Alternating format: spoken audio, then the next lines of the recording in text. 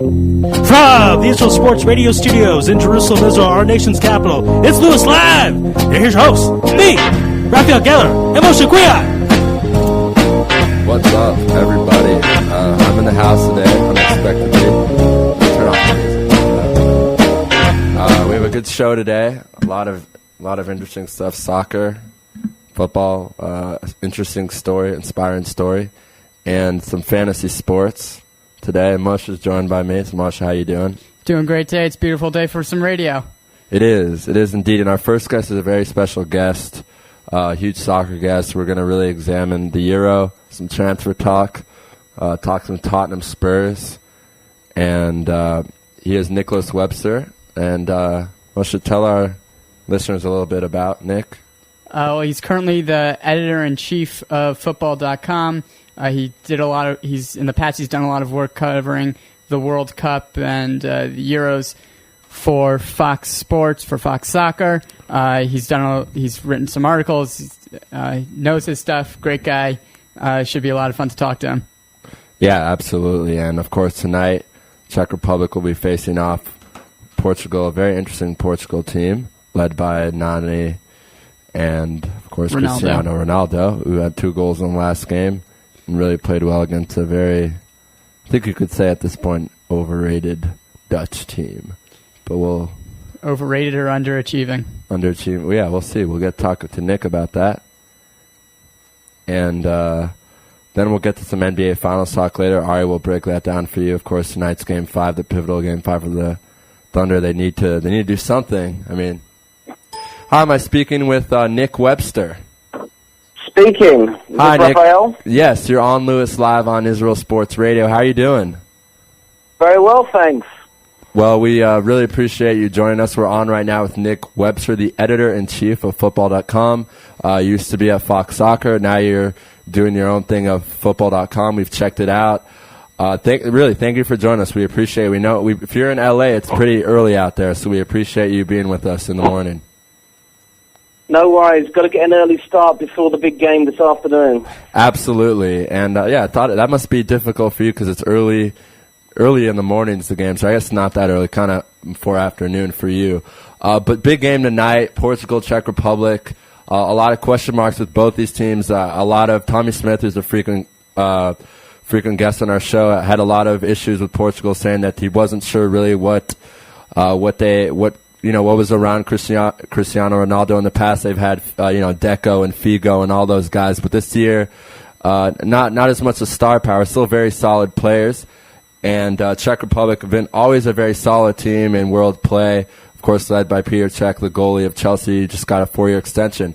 But tell us, what are you going to be looking forward to tonight? Do you think it's to be a good game, very well contested, or a lot of offense? Or what are you expecting tonight from both sides? Well, you talked about Cristiano Ronaldo and not having a lot of star power behind him, but it almost makes me think back to the 1986 World Cup where a certain little man by the name of Diego Maradona put Argentina on his shoulders and took his team to ultimate glory. And you'd have to say that perhaps Ronaldo is about to wake up and do the same thing. I mean, he had a couple of tough games in the early game, but in the last game against who was it against? I can't remember now. The last. Say that again. Portugal's last game. Netherlands, the Dutch. The Dutch, right? Yeah, I mean, he took the team on his shoulders. Oh, yeah. Really showed the way. So absolutely. Actually, it was against Denmark. He scored some goals. I'm all over the place right now. There's been so many games, but he scored 2 goals in his last game. And I think he's finally, released the burden of being the main man on the team. I mean, I think he wants that title, and he wants to take it on. And I think Ronaldo's going to go lights out again today because although the Czech Republic, they squeaked in the back door, they got thrashed by Russia in their first game. They're a disciplined team, but at the end of the day, who's their star player? Who's the one that's going to make the difference in the game?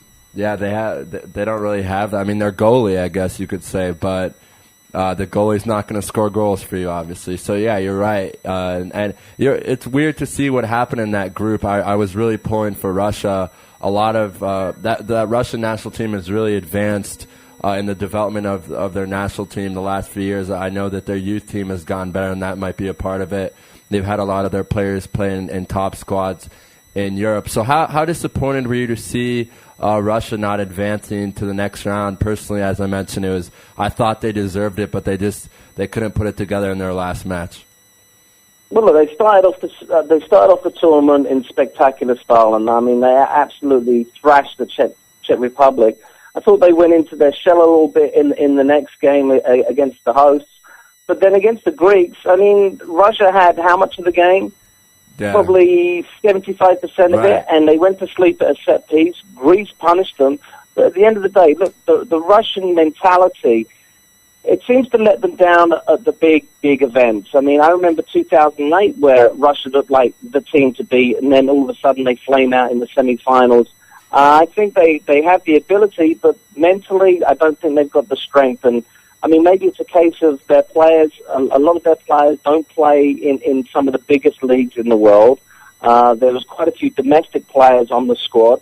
So maybe it's a case that some of these top players from the Russian team need to get out of the Russian system and play in the Premier League, play in the Italian Serie A, and have that experience for when the game is tight. Because against the Greeks, I mean, it's about taking your chances, and every time Russia had a chance, they fluffed their lines.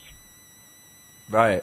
Yeah, but that's the thing that Israel, of course, Nick, Israel has played Greece a lot. I've gotten a chance to see Greece live in person here in Israel. They're a very interesting team because you can outplay them the whole match, and they just will come out of nowhere. They have a lot of very, very, very quick, fast guys in their front lines. The 2 goals that they scored against Israel in the Euro qualifying were just really passes from the goalkeeper that just kind of got over all their defenders. So they have very interesting strikers, but they don't always play the most interesting style of football. You know, it's not really fun to watch this Greece team, but they're advancing, and they're going to be playing a very kind of opposite of their team, a very, very, very solid German team. So what are your thoughts on that? I mean, does Greece have a chance? Should we expect this? Greece is obviously going to be playing for it to be very, very low scoring so that they can maybe get lucky with the goal, while Germany, in my opinion, has not peaked yet. They've played well. Mario Gomez has played beyond exceptional, but they have a very, very solid team. They have players from the defense to their strikers that are capable. So what are you going to be expecting in that match between the Greece and the German? Well, in one-off games, anything is possible. The Germans have an off day. The Greeks play out of their minds. The Greeks get a set piece. Boom, 1-0. Thank you very much. And we saw that in 2004. I happened to be in Portugal. And going to the Greek games was akin to going to a torture chamber, like you just alluded to. Right. Not a lot of fun to watch. Super disciplined. They had Otto Rehhagel, their coach, and they relied on set pieces, and they relied on their fighting spirit. And to be honest with you, that's what's got them to this stage of the tournament so far. Now, you're up against the German side, and you could be right. Maybe the Germans haven't peaked. We saw them in 2008. They got to the final. In the World Cup, they got to the semi-finals. They're a young team, but they do have experience at its core. They play some fantastic football, and you can't take it away from them. I mean, they really are the team of the tournament. However, I remember 2008, and Holland were the team of the tournament. And guess what? Right. They got bounced out in the quarterfinals. Right. So do not be surprised if Germany... I expect Germany to come out all guns blazing and really try and take it to the Greeks, because it's not in Yogi Löw's attitude to sit back and play a tactical, tense game. He wants his team to express themselves. Now, if they start expressing themselves but don't get success and Gomez shut down, and I mean Gomez being the striker of the tournament, then all of a sudden the mental side of the game starts kicking in. They're going to start asking questions of themselves. Can we beat this Greek side? Why can't we score against this Greek side? And as soon as you start asking questions, anything is possible. I fully expect a German victory. However, on the other hand, if Greece were to make it 1-0, I wouldn't be stunned. Right, and of course they had that crazy run in 2004 that is still unbelievable to this day. I remember watching and just not really understanding how they pulled it off, but they did.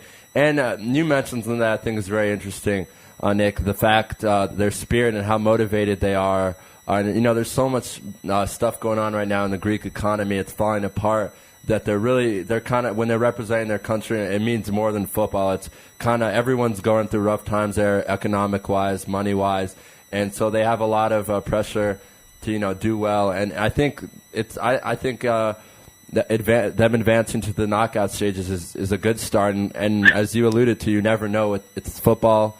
Anything can happen, especially with a team that's very, very well disciplined, such as the Greek.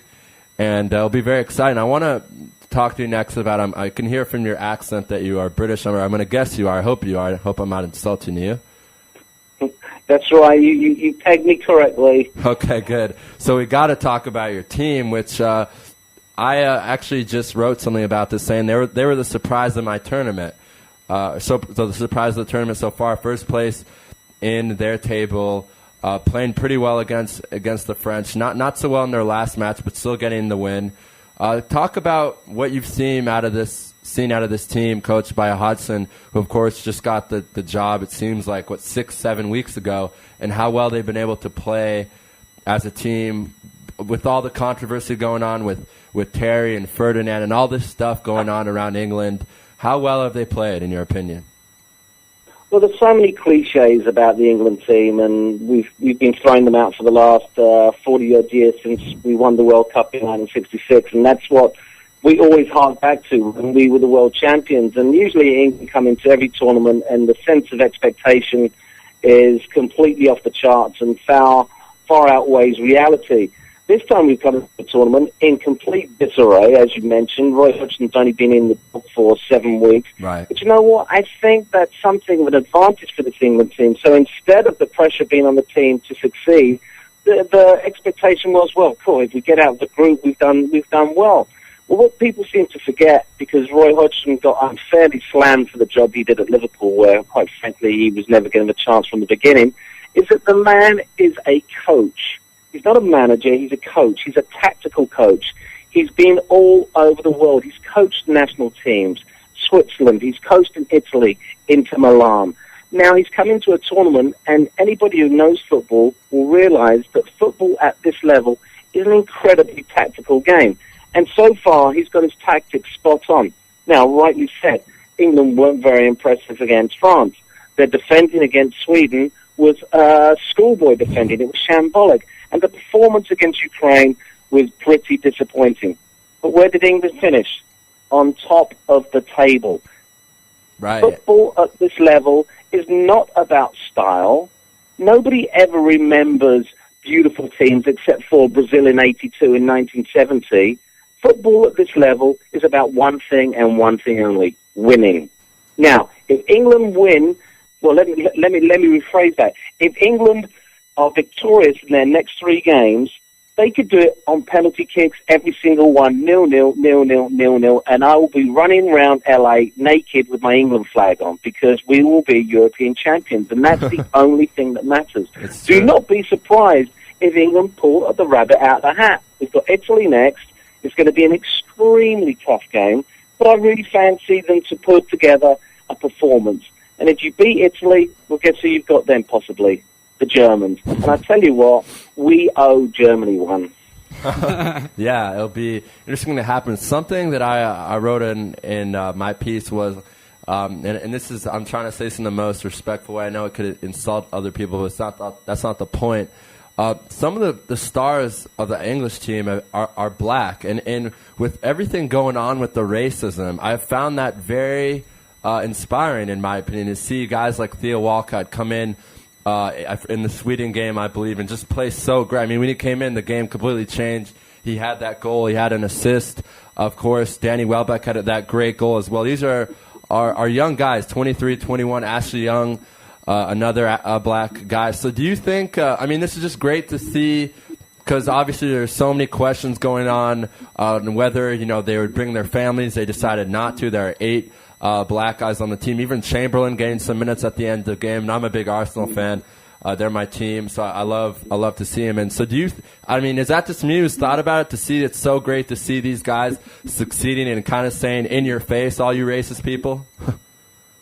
No, I'll be honest with you. England's such a multiracial country, right, that no one on that team sees colour. Yes, John Terry He is going to go to court as soon as the team arrives back from the European Championships. And yeah, he's probably going to be busted. And let's be honest, John Terry is not the nicest man in the world. If I was asked to share a pint with him or a pint with Ashley Young, I'd go every day of the week. But you know what? This England team is coming together. They don't see colour, and unfortunately, we've seen some racial incidents in this European Championships. But that was always going to happen in Poland and Ukraine. I mean, these are Eastern countries. They're great, but how do we put this politely and politically correctly? You know, they're still stuck in the 1940s in so many regards in terms of how they deal with race. So right. I'm not worried about the race issue within the England squad, and I think as a team they're showing signs. They're resilient. They play for each other. And if you saw the reaction at the end of the game, you know, they actually like one another on the pitch. Off the pitch could be a different thing altogether. Absolutely. And speaking of John Terry, I got to ask a Brit. I have to do this. I'm sorry. I know it's controversy. But Ferdinand not being called up to the team, 80-something caps for the national team, played pretty well for Man U at the end of the season.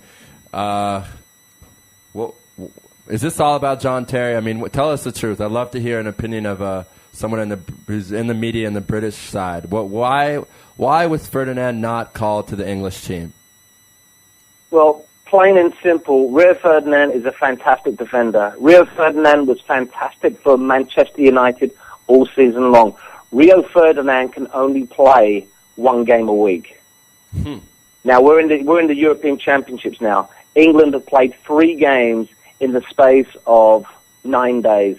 There is no way Rio Ferdinand's body would have allowed him to play 3 top-level games at this level without breaking down.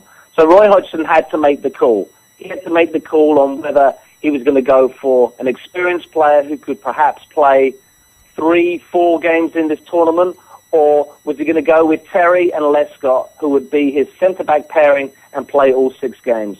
Roy Hodgson had to make a judgment call, and some results speak for themselves, don't they?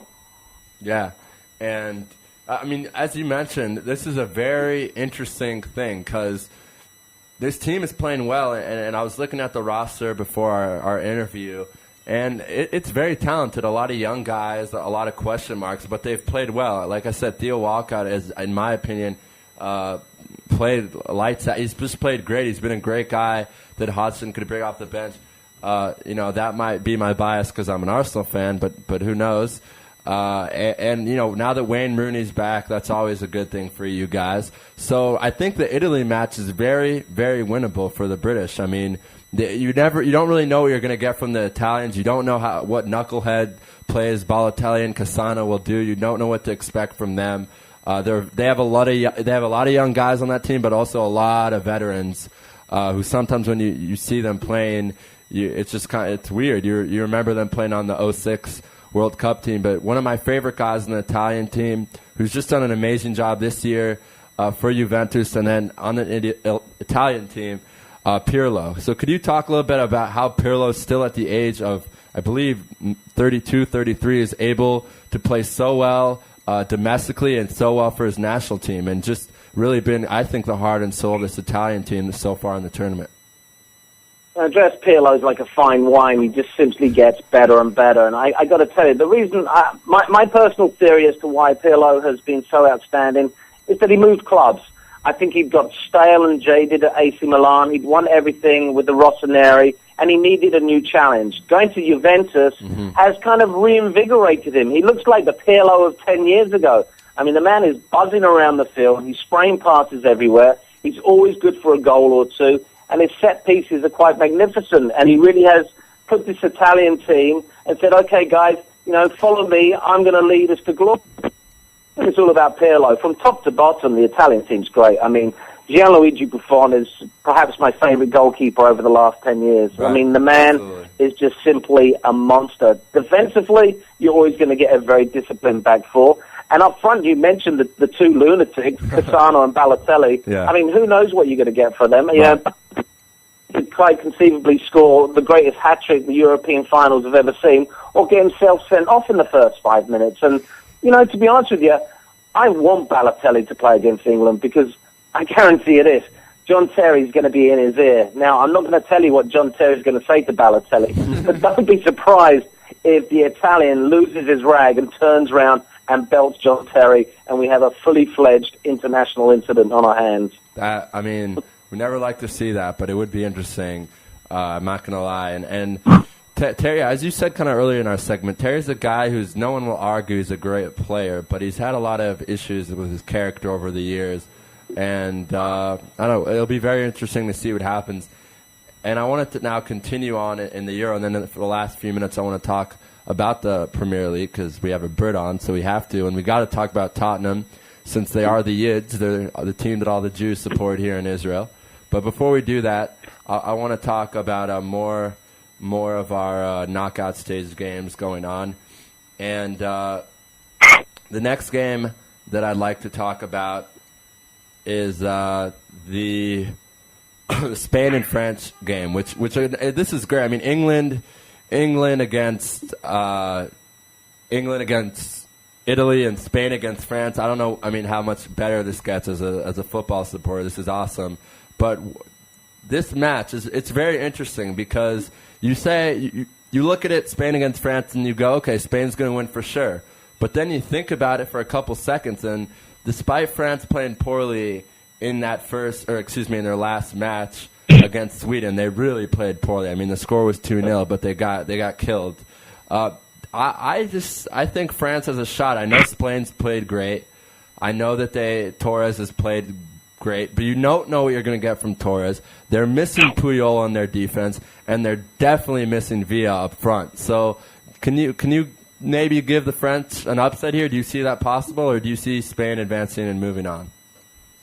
Look, it's a one-off match, so anything is possible. And you have to look at history. I know people say, history. That game was played 6 years ago. That game was played 10 years ago. It doesn't have any relevance. I remember in 2006, Spain against France, and I was at that game in Hanover, and Spain had come into that particular game just firing on all cylinders, and everyone was saying, well, this is going to be the time that Spain's really going to do it. France, meanwhile, had bumbled and stumbled out the group stages, and yet at Hanover, they inspired France and just completely destroyed the Spanish. I, for one thing, Spain has hit the top of their marks. They're not going to get any better than they are right now, and I think they are right for the taking. There's nothing like a little bit of aggro within the squad, and there certainly is some within the after the last game. Supposedly in the dressing room, players were going after each other, but that's a good thing. France have a lot to play for after the 2010 debacle where, there was practically a mutiny within the camp. So plenty to do, and we haven't seen the best of the French side yet. I would not be surprised if France got a result against Spain. Wow, yeah, I agree with you on that. We've definitely not seen the best from them, and that's a great thing for a squad to know that they were able to advance to the knockout stage without playing their best football yet. So I think that'll be very interesting. But I wanted to get your thoughts more on what I said earlier. Puyol and Villa, are they missing as much as it appears? I mean, I think they are, but I'd love to hear your thoughts, Nick. Well, I mean, Spain, I'm going to say something that people are not going to agree with, but I don't care. Spain right now are boring me. I'm sorry. I am bored watching Spain. I mean, I never thought I would say that. But all this pass, and then let's pass a little bit more. I want Spain to be more direct, not in terms of lumping the ball forward, but take teams by the scruff of the neck, really step on their throats, and they're not doing that right now. Any team that's missing Carlos Puyol is going to be hurt. Any team that doesn't have the services of David Villa is going to be hurt. But if you look at the Spanish side throughout, I mean, it's still world-class in every single position, and Fernando Torres does seem to have got his mojo back. Yeah, finally. But I'm not sure if that is going to be enough against the French. No, it's not. I'll tell you right now, it's not. I mean, if Fernando Torres is your best striker, best offensive guy on the field. That is not a good thing. I mean, Iniesta's the guy who's going to deliver. He's not known for his goals. He's known for setting up the goals, but he has to have someone to set it up too. That's kind of what I've been saying on our show the past couple of weeks, and I think Villa's really missing, and I think he'll be very interesting. I don't think you can depend on Torres to give you another performance like that. Look at his performance before that. Look, I mean, his time. I got to watch almost every Chelsea match here in Israel. We broadcast the Chelsea matches here, and he just had a horrible season. There's no other word for it. Missed a lot of wide open opportunities. Something wasn't right with him. And from what I hear, though, he's a nice guy, and I don't wish him any harm, and I wish he'll play well. But at the same time, I completely agree with what you said about Spain. I'm watching it and I'm saying, the passing is beautiful, but at the same time, the passing's staying in the midfield. It's not really advancing. Where if you look at the German national team, they have amazing passing, but their passing's to get them forward. Their passing are when their players cut towards the goal. I mean, their passing is more to score. You kind of feel like you're watching the Harlem Globetrotters of soccer. They're not really doing anything serious. They're showing you that they're better than everyone else at passing back and forth and no one can stop them, but they don't really use that to advantage to score, Absolutely, and that's a great analogy, the Harlem Globetrotters. And I mean, it is beautiful, but I think, in a way we've been spoiled. For the last 4 years, we've been spoiled by Spain, and we've gone, ooh and ah, and this is so pretty, but we're ready for something else. And the German team have that something else. They, in my opinion, are the team to beat, and Right. Hopefully my home country meets them in the semi-final and proves that they are beatable. Yeah, and I'm going to say on the air now that my two teams, my underdog teams, I will be rooting for Italy and England. So they're both playing each other, so I'm in a win-win situation. I don't want to see Spain or Germany in the finals because I just haven't been impressed with them yet. I haven't said oh, these are the teams that deserve to be in the finals. They deserve to be in the finals because of their past. They deserve to be in their finals because who's on their roster. But the way they've played so far, they don't deserve to be on the finals. And until they play that way, then I have no problems for rooting for the Italians or the French or the British. The British would be an amazing story with everything happening there. I mean, I was saying this on our show. Gary Cahill, what the hell are the chances that you break your jaw playing football? I mean, soccer. American football, it doesn't even happen that often. But soccer, breaking your jaw, I mean, this team was cursed. And everyone, we had a couple people on from the British media, BBC, and they were telling us, don't expect anything from this British team. If they win one match, it'll be a huge deal. And, good for Hodgson. Good for all the young guys, Walcott and Welbeck, guys that have been able to deal with the pressure and say, you know what, we're not expected to do much, so we're going to do much. And I'll be rooting for them. And we're going to let you go with this. We're going to talk some Tottenham because we have to. Of course, Harry is leaving, was fired, resigned. Everyone has their own opinion on it. But I don't understand this. I mean, where does Tottenham go now? People now are worried that they're going to lose guys like Bale, Modric. Now what? What does Tottenham do now? They finished 4th last year. That's the best I think any Tottenham squad has ever finished with their coach being or their manager being sacked. So what's the future like for Tottenham in the next year or two? Well, look, Daniel Levy is a smart, calculated businessman, and he would not have fired or let Harry Redknapp go without having a master plan in shape. I mean, Tottenham 3 years ago were at the bottom of the Premiership and just looking in complete disarray. Harry Redknapp came along and did what Harry does, and he's very good at motivating players and getting everyone to buy into his G-up methodology. But you know what? At the end of the day, Harry Redknapp is always looking out for himself.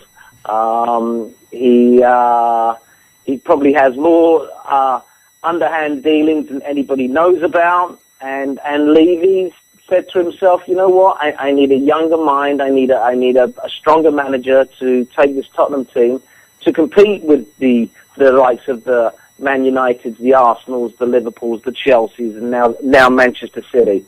Now, Redknapp had Tottenham in 3rd place, 10 points clear of Arsenal, and then the England job came up for grabs.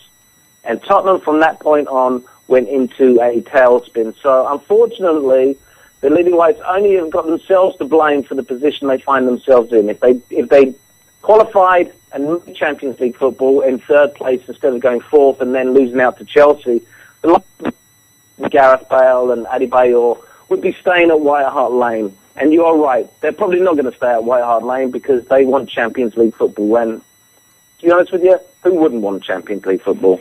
Right, and Gareth Bale is a guy who I think because he's on the Spurs, people don't know much about him. I mean, people who know football know a lot about him, but he doesn't get the exposure that I think he should. He's a star player, and I think he's expressed to the media a few times that he kind of wants to go and do his own thing. And you said it best. If they play with what it's, I mean, they played an amazing stretch, I believe, November through I want to say February, where I think they got points on. I think they lost one match, won 12, and tied one. I mean, amazing. And then they just fell apart. And of course, if Chelsea wouldn't have won the Champions League, they would have also stayed in the Champions League. So it'll be very interesting to see what happens there. Just out of curiosity, we got to ask you, Nick, who do you support in England? Oh, I like teams that play good football. Okay, good answer. So take your pick. Give us a team from the top, and then give us a team from the bottom who you like. Well, on their day, I'm quite fond of Arsenal when they're on their day. Okay, and at the bottom of the table, I think we can always give it a go. Okay, that's I would say maybe West Bromwich or on my bottom. I'm trying to think of another team. Maybe Fulham. You never know what Dempsey's going to do. But and then on the top, of course, Arsenal. I think Podolski's coming over next year. I'm very excited to have him. I'm a big fan of Podolski. We're still waiting to hear what Yossi Benayoun is doing. Pretty much probably the best Israeli national player of all time, in my opinion. So it's going to be very exciting. Unfortunately, we have to go. We had a great time with you, Nick, and we'd love to have you on in the future. How does that sound? Anytime. I'm always available to talk about the beautiful game. Sounds great. Enjoy the tournament, and good luck to your British. We'll be in touch. Thanks very much, Raphael. Take care. You too. That was Nick Webster, and interesting stuff there. What did you think of some of his comments about Spain playing boring? Of course, I agreed. So what were your thoughts about that, Mr. Moshe? Well, boring can be good, and boring can, still get you wins. Right. But he does have a point that it is boring, football, soccer, whatever you want to call it. And it'll be interesting to see if the boring play carries them further or if they're going to go down. Right, and we're going to take a long commercial, 4-minute commercial. On the other side, the very inspiring story of Monica Cora. Then after that, we're going to have Kevin Gilbride, and then we're going to have Ryan Fowler from Fox Sports to break down fantasy football and baseball. Ari's a big fan of all. I'll tell you guys always when we're doing the show, he always likes to go to the leaders, the people who are leading the MLB in categories. It's true, Ari. You know it's true. He's shaking his head in the background and smiling. So Ari will probably get a kick out of that. And he could talk about his boy, Lance Lynn from the Cardinals, who's 10-3 now. And we can ask Fowler if anyone ever expected of drafting him in their top, 5 rounds or 10 rounds. Same with Dickey, who's had 2 hitters in a row. But we're going to go to commercial. We'll be back with Monica Cora. We're going to play you, I think we agreed on a 10-minute clip to kind of explain the story. Then we'll play you the interview. Very, very inspiring stuff. So stay with us. Today it's Raphael, Moshe, and Ari. Raphael, not for long, but stay with us. And then next week we have some very good guests. Tommy Smith and I think Mark Stein will be joining us. And please stay tuned. We have a great show lined up for you. You're tuned in to the only all-sports talk network in the Middle East, IsraelSportsRadio.com. Body and Soul Gym in the heart of Talpiot. Great machines, excellent staff, and wonderful classes such as Pilates, yoga, and kickboxing. Give them a call at 02-678-8861. Once again, that's 02-678-8861. www.body-soul.co.il. Once again, that's www.body-soul.co.il. That's Body and Soul in the heart of Tapio, which is great for your body and your soul. You're already using a credit card every day. Why not feel good every time you make a purchase? When using the HAS Advantage Support Israel Visa card, a percentage of each purchase you make will be donated to your choice of 24 Israeli-based charities, while still earning a reward point for every dollar spent. But wait, these rewards are even better than the standard rewards you get, especially when using them towards Israel travel, with the best conversion rate on El Al's Matmeed Frequent Flyer program. Earn double points at some of your favorite supermarkets and restaurants in the U.S., as well as discounts all over Israel. If you love traveling and supporting Israel, HAS Advantage is the card for you. Just give us a call toll-free at 1-866-6-ISRAEL. Sign up right now with the code ISR10 to earn 2,500 bonus points. That's 1-866-647-7235. HAS Advantage. Earn rewards. Support Israel. Offer valid for U.S. citizens only. Terms and conditions do apply. When dialing from within Israel, please dial 1-800-200-818. Israel Sports Dynamics specializes in football consulting, equipment, uniforms, and more. Great brands such as Nike, Russell Athletics, Shutt Sports Products, and many more. Just one call away. With over 30 years coaching experience with university and professional athletes, Terry Hill, owner of ISD, can advise you for all your sports needs. Call 054-581-3248. That's 054-581-3248, or visit our website at www.isdisrael.com. If that's not easy enough, click on the ISD banner on the Israel Sports Radio website and be part of the game. Are you tired of paying for expensive gym memberships that you don't use? Are you frustrated by not seeing results? It's time for the X1. Israel Gym Systems is proud to launch the X1 suspension and bodyweight training system. Lose weight, build muscle, improve balance, coordination, and flexibility. With your purchase of the X1, you'll receive a free membership to IsraelGym.com and access to our archives of videos and exercise plans. Sign up today at www.IsraelGym.com and get ready for the new you. Israel Gym X1. Higia Hazman. DJ Venom. DJ Venom. DJ Venom. DJing parties throughout Israel. Birthday parties, weddings, club events, bar mitzvahs, bat mitzvahs, and much more. You pick the type of music and DJ Venom will turn your event to the party of the year. Available Sunday through Thursday. Call 052-952-6506 or email djvenom1984@yahoo.com. That's 052-952-6506 or email djvenom1984@yahoo.com. Book your party today. That's DJ Venom. Broadcasting live from Israel. IsraelSportsRadio.com.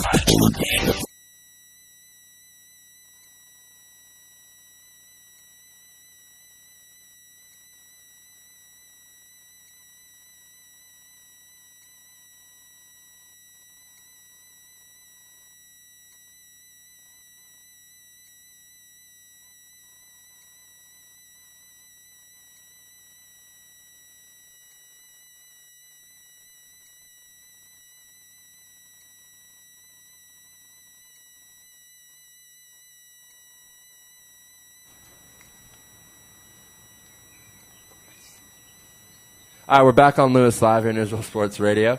We are now going to play the clip for you. Far from her native Norway, on the streets of Dallas, college runner Monica Cora was suddenly pulled into her worst nightmare. And then suddenly I had someone behind me. I had a gun next to my head. I was so desperate. They took all my jewelries and they took my clothes, and then they stopped and they raped me. All three of them, one by one, and two at a time, three at a time. I begged, please don't kill me, please don't kill me. She escaped, and though traumatized, resolved to take an active role in the prosecution of the men who assaulted her. I mean, she put it in detail, every single nasty, awful detail that they did to her. She wrote it down and she just took it over. I just decided that I won't allow them to break me down. I will win. I survived. I will fight until I win my life back. Today outside the lines, a woman's heart and her courage to fight back against an unspeakable crime.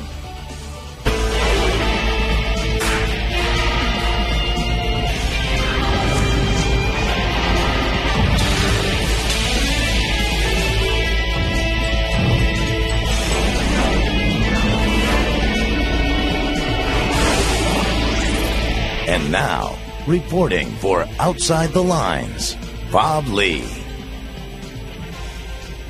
You will see the worst and the best of human nature today.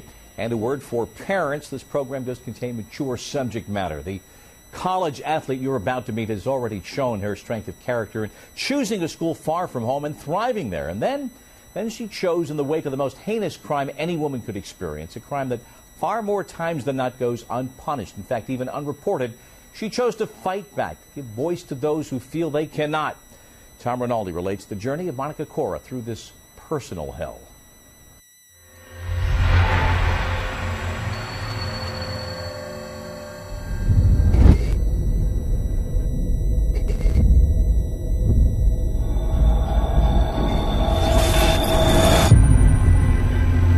You feel so helpless, so weak. Feeling of losing control. The fear of losing my life.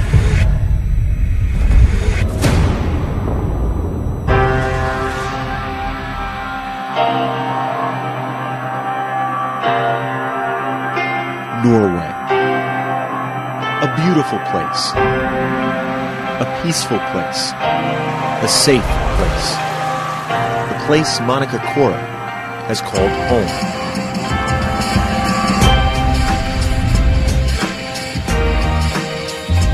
You just take it all in while you're running.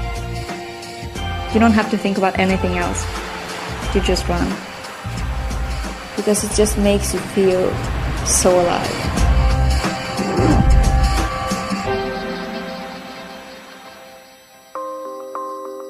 From the foothills to the fjords, she was always a runner. But the trail led her to a different identity. Monica became a survivor. I just told myself that you survived. You're lucky and you're gonna live for a long time. This is not the end. From the time she first competed in cross-country, Monica ran faster and farther than most. After earning gold and bronze medals at the Norwegian Junior Championships, she got a call from Southern Methodist University in Dallas. Come run in America. It's a big deal to go 3,000 miles away from home, cross the big ocean, and realize that you're by yourself at 18 or 19 years old. Didn't have to convince her. I didn't have to talk her into it. She goes, when do I come? What do I need to do? We think a lot. It was very far away. Yeah, she wanted to do it. If she wants to go, we have to support her and tell her to go. They knew that I could combine running and school, and that's not possible in Norway. So they were happy. They were really happy. But at the same time, I think it was hard for them to realize that I was going this far away. Monica arrived in Dallas as an 18-year-old freshman, still learning English, still adjusting to a new country. The first few months were hard, until another runner from back home, Christina Ikram Ingeset, arrived on campus the next semester. She came and we really connected well. And then I had someone to really talk to again. And just sharing experience and also be able to communicate and actually talk Norwegian for once. Toward the end of their first semester together, Monica and Christina went to a party a few blocks from campus. On their way home afterward, a van pulled up alongside them. And then suddenly I had someone behind me. I had a gun next to my head. At first I tried dragging her towards me, screaming. We kept fighting, but then when he pulled the gun towards me, then I just freeze. then they dragged me into the van. Christina ran to look for police as the van pulled away. The three men drove with Monica for roughly 20 minutes and then stopped. They took all my jewelries and they took my clothes, and then they stopped and they raped me, all three of them, one by one and two at a time, three at a time.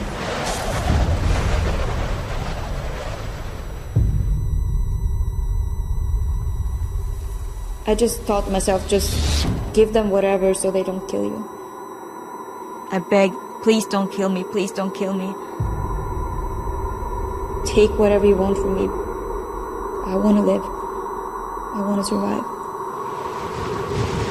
I felt like it was hours, days. Every second was so long. You feel so helpless, so weak. Like you're waiting to die, but you just try to hold on.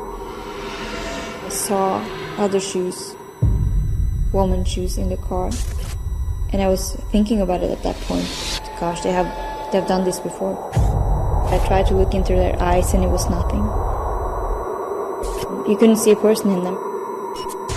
It was nothing. They pushed me and they told me to run. So I did. I was shaking and I remember that I was falling to the ground, and something I do every day. I run many miles every day, but at that point I just couldn't stand up. I pulled up and from about a block away I could see her blonde hair. I didn't even have to ask myself, I just knew it was her. I was so desperate, and I told myself that, Monica, just focus, this is real. And at that point I just started to cry. Exhausted and in shock, with duct tape still caught in her hair, police took Monica to Parkland Memorial Hospital for treatment at 4 a.m. Christina found out where she was a few hours later and rushed to see her. Monica was laying in bed and we were just crying and hugging and crying and crying and hugging. And to see someone you love again, that you thought you would never see again, I think that's one of the best moments in my life. Later that day, Monica's coach visited with her. I held her, and she just reached out and said, I'm going to need help.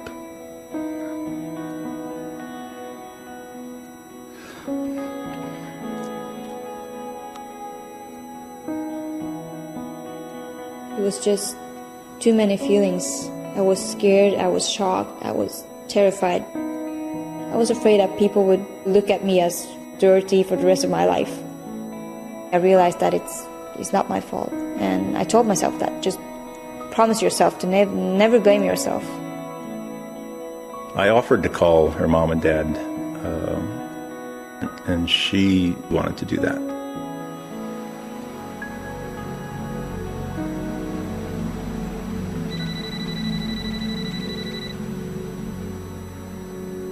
Oh, she's crying, and what it is, Monica? Papa, I've been raped. Oh, no, I said. It was like a nightmare. I just want to wake up and say, no, it isn't so. And I wanted to go to Dallas at once. But Monica said, no, you don't have to come here. I will survive this, she said. I will go on, and I will be the same Monica as I was before. The physical wounds were treated, but the mental trauma was just beginning. For months, every night, every time she tried to sleep, Monica relived the attack.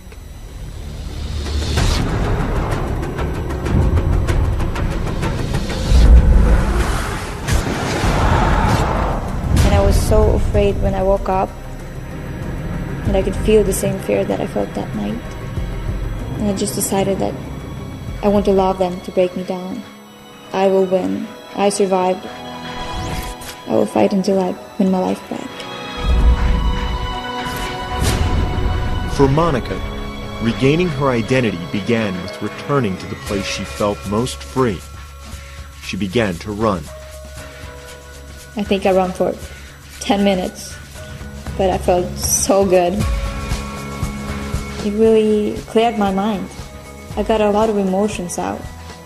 And every day I felt stronger and stronger and stronger. I felt like myself again. There was healing not only in running, but in writing. Journal she began shortly after the attack. Monica found strength. I mean, she put it in detail, every single nasty, awful detail that they did to her. She wrote it down and she just took it over. Monica helped identify the three men who attacked her. Luis Zuniga, Alfonso Zuniga, and Arturo Arevalo were brought to trial beginning in December 2010, almost a year after the assault.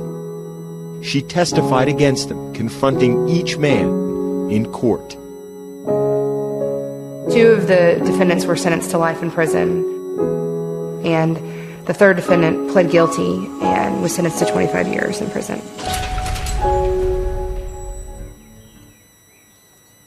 Okay, so that was part of the clip that was featured on ESPN, Outside the Lines. Probably my favorite show on ESPN that's not one of those commercialized shows. This is really a show that focuses on more than sports, looks at unique stories from around the world. This is a very amazing story. We kind of featured it for you about 12 minutes. The original story is 30 minutes with commercials on ESPN. You can check it out by going to their website.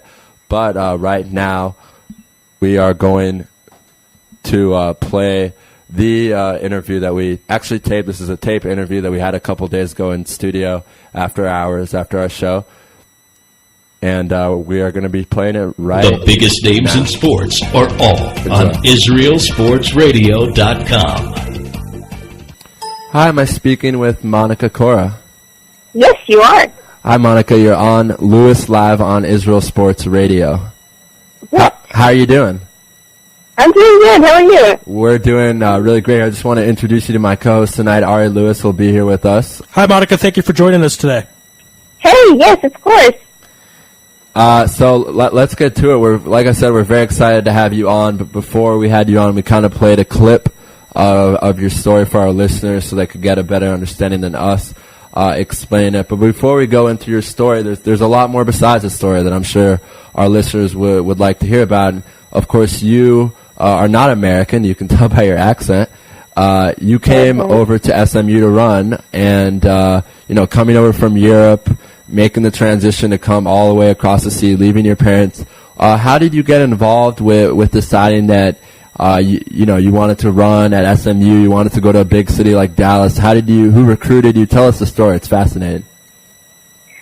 Well, I started to run really young in Norway, and I think the coaches here in the U.S., they just watched results online from abroad, and so the coach from SMU just called me one day and offered me a scholarship, and then I really wanted to do it because that was my dream, to combine school with running, so it was perfect. So I said yes right away. Right, and is that a common thing right now in Europe for a lot of people to decide, hey, I can go to America and I can, be an athlete there. I can represent my country. I can get a great education. Is that part of the reason why you decide this might be the right thing for me to do? Yeah, well, I don't know if it's that common. It's growing. More and more people are hearing about it. But for me, I didn't really know about this option before he called me. So I had applied for a school in Norway, and I was sure I would go into that school. But then he called up, changed my mind quickly. Okay, and tell us more about your running, because I know that's gone you through everything you've been through, and we'll get to that, of course, later in our segment. But when did you decide to run competitively, and what does running mean to you, and how do you go about it every day? Do you run every day? Tell us all about that. Yeah. Well, I started out with cross-country skiing when I was about 3 years old. Wow, okay. And I started to compete really young. And I love to be active. I started to run just to train for cross-country skiing during the summer. But then I got into racing, and I started to win some races, and then I obviously thought it was really fun. And I got more and more into it. Yeah, so I started really young, like 3 years old, competing. Wow. And it's really just a natural part of me now. I run every day, and it's... The biggest names in sports are all. The biggest names in sports are all. Natural part of me now. I run every day, and it helped me a lot through this hard period of my life because it constantly reminded me of who I am and who I want to be. And I kept, like, the first days after when I started to run, I could only do 10 minutes, but I saw progress every day. One day 10 minutes, the next 15, the next 20 minutes. So I saw progress, so that kept my hope up that I would win my life back. Absolutely. I mean, I was telling our listeners, this story is so inspiring because, I mean, all the where you've come from 2 years ago, such a horrible thing happened to you, something that should happen to no one in this world, and instead of, turning your back against it and kind of going down and hitting rock bottom, you decided to do exactly the opposite. So that's going to bring us more to, I hope it's okay that we touch on this. I know that it's probably a very sensitive topic for you, but I know our listeners would be very interested to hear more about it. So I hope that you're comfortable with that, Monica, because we want to do what's best for you. Yeah. Okay, so this happened 2 years ago, and before this happened, did you ever expect that something like this would ever happen to you? Not even in the U.S., but in general. I mean, what? Oh no, not at all. That's the thing. You think stuff like that, it happens in another world, not where I am, not to me, just to someone else that I don't know, Right. And then it happens. It's something you don't think it would happen to you at all. Right. And I mean, especially with you. That's a great point that you made. You hear, oh, that happened to your cousin, or this happened to your uncle, or this to that, and this to this, and then finally, when it happens to you, it's something that you almost can't believe that happened. When everything was going on, when it first happened, what were you feeling? How did you think that this was a dream? How did you try and what was processing through your head? I mean, it's such a horrible thing to happen to you. But what was the first thing that you thought when it happened? What's the first thing? That popped in your mind. I mean, this right when it happened, right when they grabbed you. Yeah, well, first, I didn't really understand what was going on at first, but then it became clear to me. It's strange how I never thought I would react like that, but my brain just started working, and everything was clear to me what would happen and what I had to do to just take my life. I don't think we're aware of how well our brain can work in a situation like that. No, I mean, absolutely. It's just the story. Every time I hear it is just.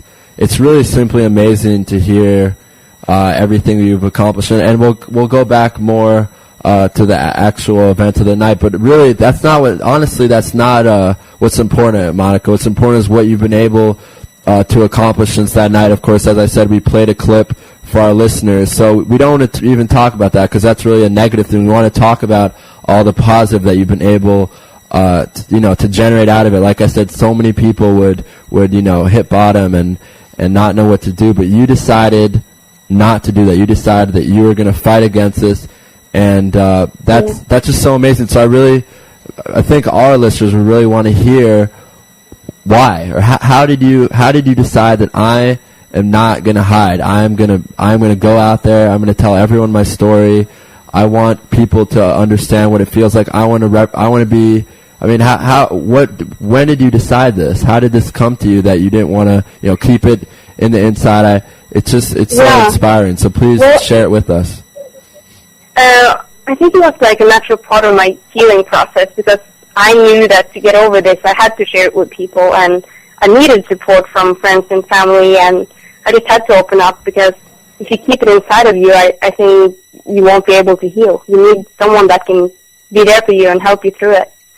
And so it started with just telling my friends and family and being open like that, and more it gave me more and more strength, and I realized that this is a problem in our society, and I really want to address it and try to make a change to it.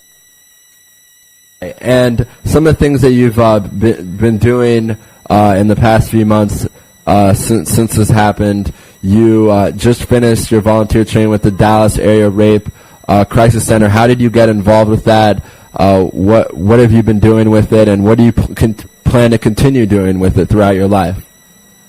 Yeah, well, it's been reaching out to different groups here in Dallas in the first place to hear what they have to offer like that, and I got in touch with some ladies that told me about Darcy, and we started to talk together, and we had an event together here at SMU. And then, yeah, I started to talk about what they had to offer, and they told me about their volunteer program. So I applied to join in on that, and it's really a great program to help victims. And, yeah, I absolutely love it. And for the future, I really hope to create more awareness, and I have a book that I'm working on. I hope that will take a lot of time, and I'm planning to do more and more public speaking on this. Yeah, I mean, absolutely. And the thing that really hit me too is, I mean, you obviously it's such a horrible thing, but this happens to you and your family is abroad. I mean, your family has to hear about this. They're not in the United States. They're all the way in Norway. What was it like when your parents had to find out and they had to come over to America? I mean, that must be the worst phone call a mother and a father can get. Yeah, it's funny that you're saying that, because a lot of people have said that, and the mom's response to that is it's far from the worst phone call, because I was the person that called her. Wow. And I was still alive. Wow. So and that's their focus, and that's why I say so positive, because they're positive. And the first time I called her after and I told her what happened, she just said that we will work through this together. We'll be fine. We're going to work through it, and we'll get back to your normal life. Right. And that's really important to me, that my parents are just like, get back up and live your life. That's really important to me. Absolutely. And yeah. I want to ask you also, this happens to you, a lot of people would assume, bye-bye Dallas, bye-bye, I'm never coming back. But you didn't do that. You stayed there. It's like I've really been, while I was, thinking of this interview and what I was going to ask, that was one of the main questions that hit me. Why didn't you, say, no, enough with America, I want to go back home, this would never happen to me at home? What made you decide that, there's still hope in America and that you wanted to stay there, you wanted to continue your career? That was right away. For me, just to go back to Norway and stay there, that would be like giving up. And I don't think I would ever feel that I won my life back then. Because I had to face my fear to overcome it. And if I hadn't done that, I think that will be a problem for the rest of my life. I was probably been scared of traveling, and yeah, it was really important to me just to face my fear and go after it. And now I'm good. I'm doing good. I love to stay in Dallas. So. Hi, Monica. You're on now with Ari Louis. Thank you again for being on Louis Live on Israel Sports Radio. And one of the things I wanted to talk to you about was you mentioned, or you've basically made the decision in the police car ride to the hospital that you would never break you down, and that you'd stay strong. I guess what made you decide at that moment that you were not going to let this end your life, but actually make this thrive and use this to help others? Right. That's a great point, Ari. For me, it was the goal that night for me was to survive. And when I realized that I had survived, that was just, I couldn't let this destroy me the time after, because I had won my life back, and I would just continue to fight until I'll get myself back and be the same happy girl that I always been. And that came to me quickly, like in the police car, he said.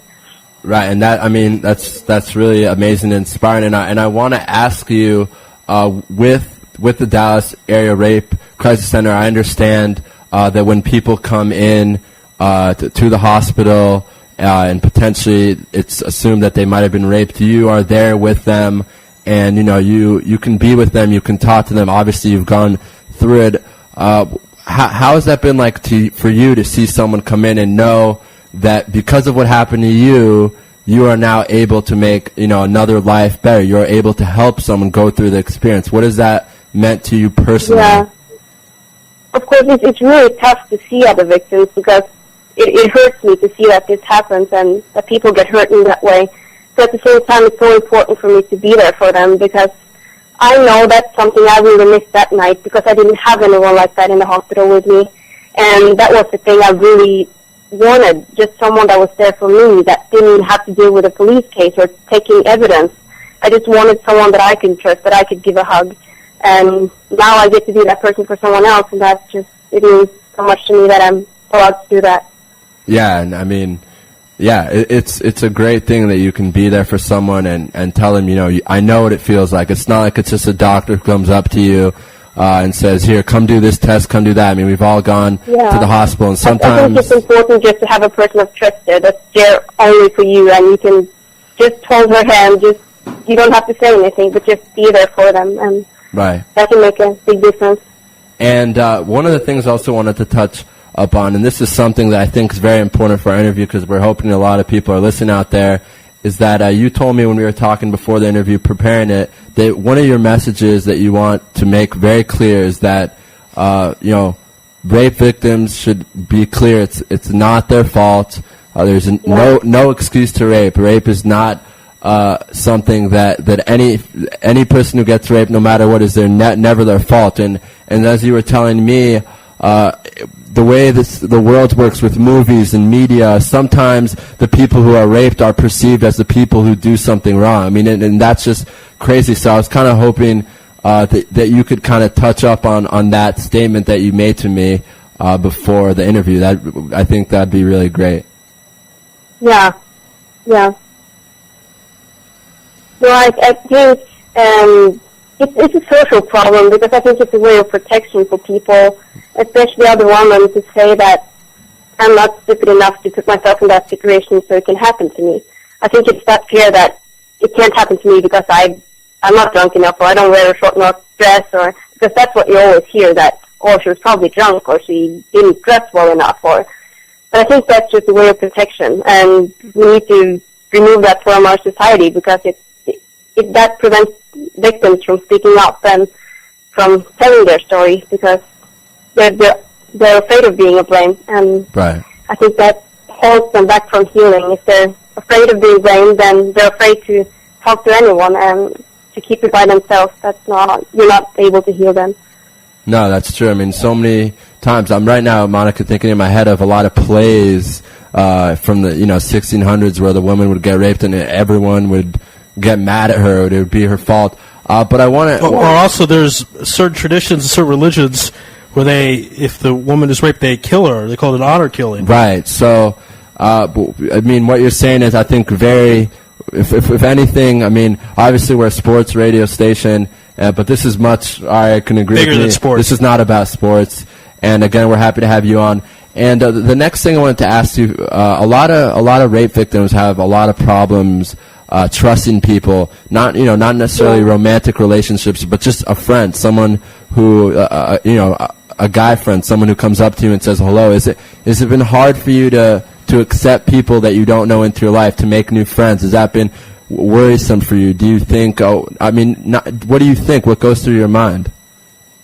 Right after it did. Right after I was afraid of a lot, and especially, strangers. I was skeptical to everyone, but I think that's just something that happens in your brain as a protection right after, and gradually it just disappeared more and more. So you just have to realize that this is not what happens every day. It's not how the world is. It's just, it happened that night, but realize that. But it takes a while because you're still like in a panic state in the beginning, and you're skeptical of everyone, but that will go away with time. And I knew that. And my psychologist told me that you just need to give yourself time and realize that you can trust people again. Yeah, I mean, absolutely, and that's something that it's great to hear you say all this, because we're hoping that a lot of people are listening to you, and a lot of people really look up to what you're saying, because you're a real symbol of what things should be like when this happens, and it's really an honor. We've had a lot of great sports figures on, but this is a very special interview for us. And you said a sentence about your book, but that's not good enough for us at Israel Sports Radio. We want to hear more about your book, what it's going to be about, when it's coming out. Just give our listeners more ideas of what we can expect from it, and where can we purchase it when it comes out. Yeah. Well, the book is pretty much about everything. It's about that night, everything that happened, and everything that happened in the hospital with the police case, the trials, my feelings to it all, and most importantly, how I healed from it, and trying to give advice to other victims, not only of sexual assault, but also like other traumatic experiences, and to share with them how I've healed, and hopefully help someone through that. That's my focus on the book, and I don't have a date for publishing yet. I don't know that, but I think it will be sometime right after the summer, in the fall. Okay, and we'll be looking out for it. And another thing that I think is important to mention, you mentioned to me that after this happened, the network with your friends at SMU and your friends maybe from across the country, because of course you went to a big school in Dallas where the students are from across the United States, your family, you had a great support around you. So how did that help you in the recovery process, and telling everyone your story? What did that mean to you to have people that were there for you and said, we're here for you no matter what, we'll support you, we're proud of you? What was that like for you to know that you had that? Yeah, so that means everything. The network of support is for sure the thing that helped me the most to overcome this. It's just that feeling that you know that you have someone that will be there for you. I think that will help me to stay strong for the rest of my life, because I don't really feel like I have to fear that I will fall back down, because I know that I have someone there for me that will support me and back me up whenever something happens. That means everything, really. Yeah, I mean, you said it best. To know that someone's there by your side and that they'll be there for you no matter what is something that I think might be the most, underrated thing in life. What do you think, Ari? Something that just people don't take for granted. Yeah, I mean, the saying is, it's not what's in your life, but who's in your life. Right, it's true. And it's amazing. I mean, your story is so amazing, and it's just really... I feel like I'm a fan talking to you. I know this is radio, but this is just seeing everything you've accomplished, and we're not even talking about 5-10 years down the road. You've been able to do this in 2 years. So that leads to my next question. You're still very young, a very, very bright future ahead, obviously, with everything you've accomplished. What kind of plans? I believe you just graduated college, from what I understand.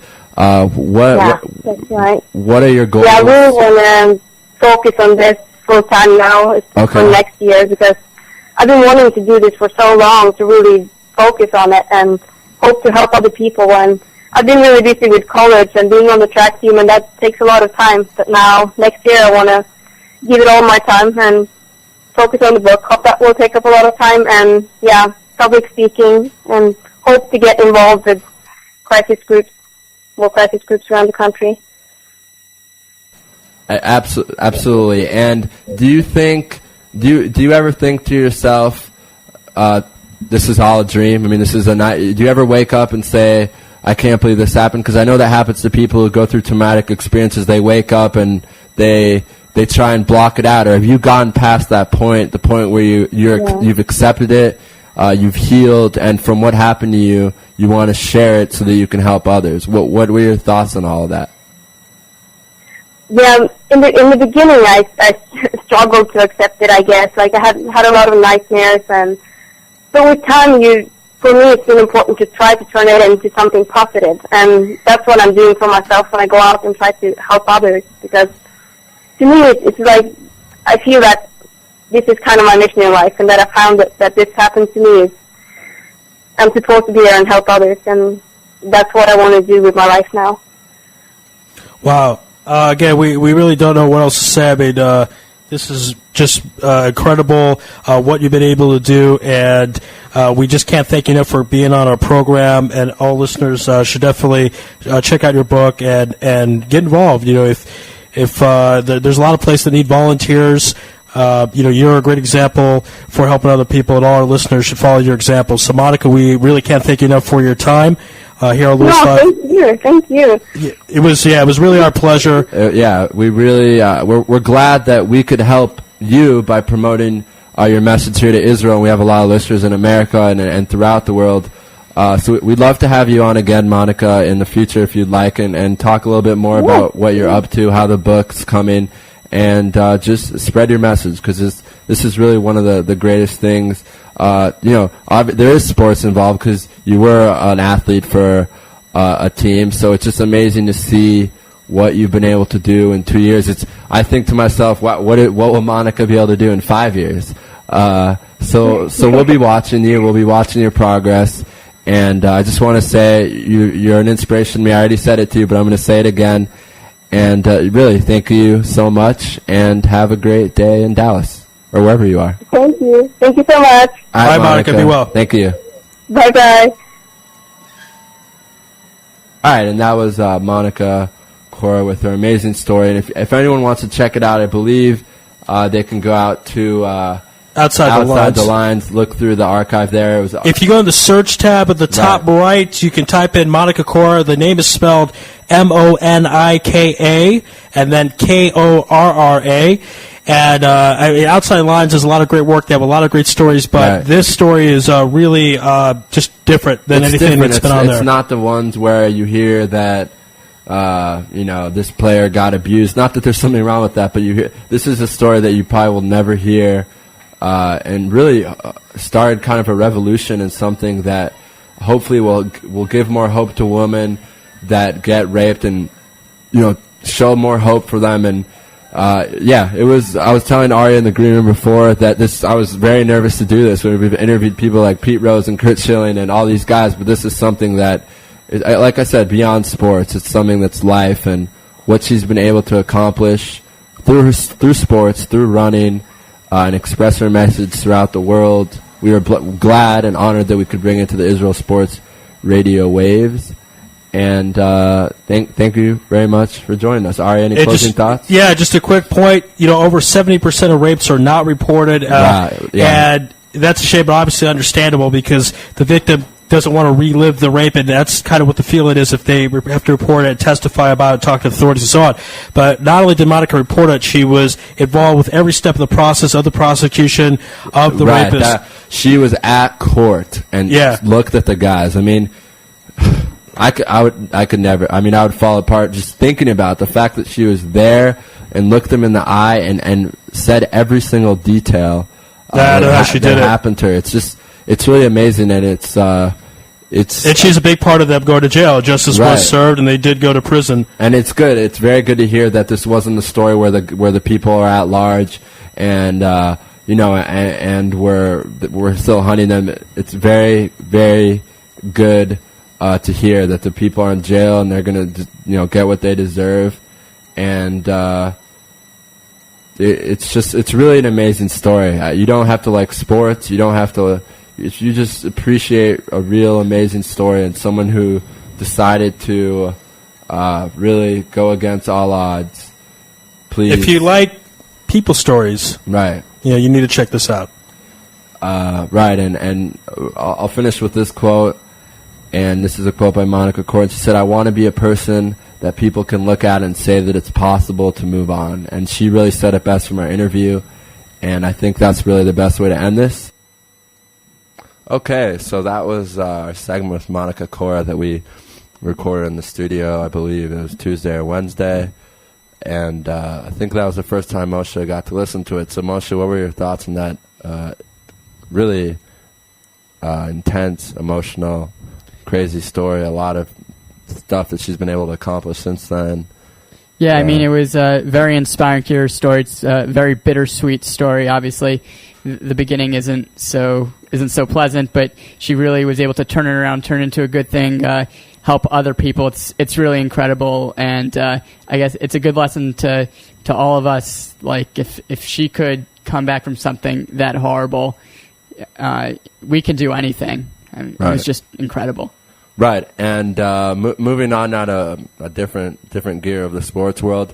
One of our greatest guests here on Israel Sports Radio, Kevin Gilbride, and there's a funny story to this interview that I'm not sure if it's on the interview or not. We actually were talking to him on the way as he was going to get a haircut, and he pulled over and spoke to us. So it was an honor and a privilege, as Ari Louis would say, to have on Kevin Gilbride, two-time Super Bowl champion with the New York Giants, the offensive coordinator. And as well, this interview is also taped, but we'll bring it to you right now. And then after that, we will have Ryan Fowler from FoxSports.com immediately concluding the end of this interview, so stay with us. The biggest names in sports are all on IsraelSportsRadio.com. Now on the line, the offensive coordinator for the two-time Super Bowl champion New York Football Giants, Kevin Gilbride. Kevin, welcome to the program. Thank you very much. Okay, so our first question for you is the progress of Eli Manning, his first 3 years, I believe a record of 20-19, and the fourth year, of course, that big Super Bowl run.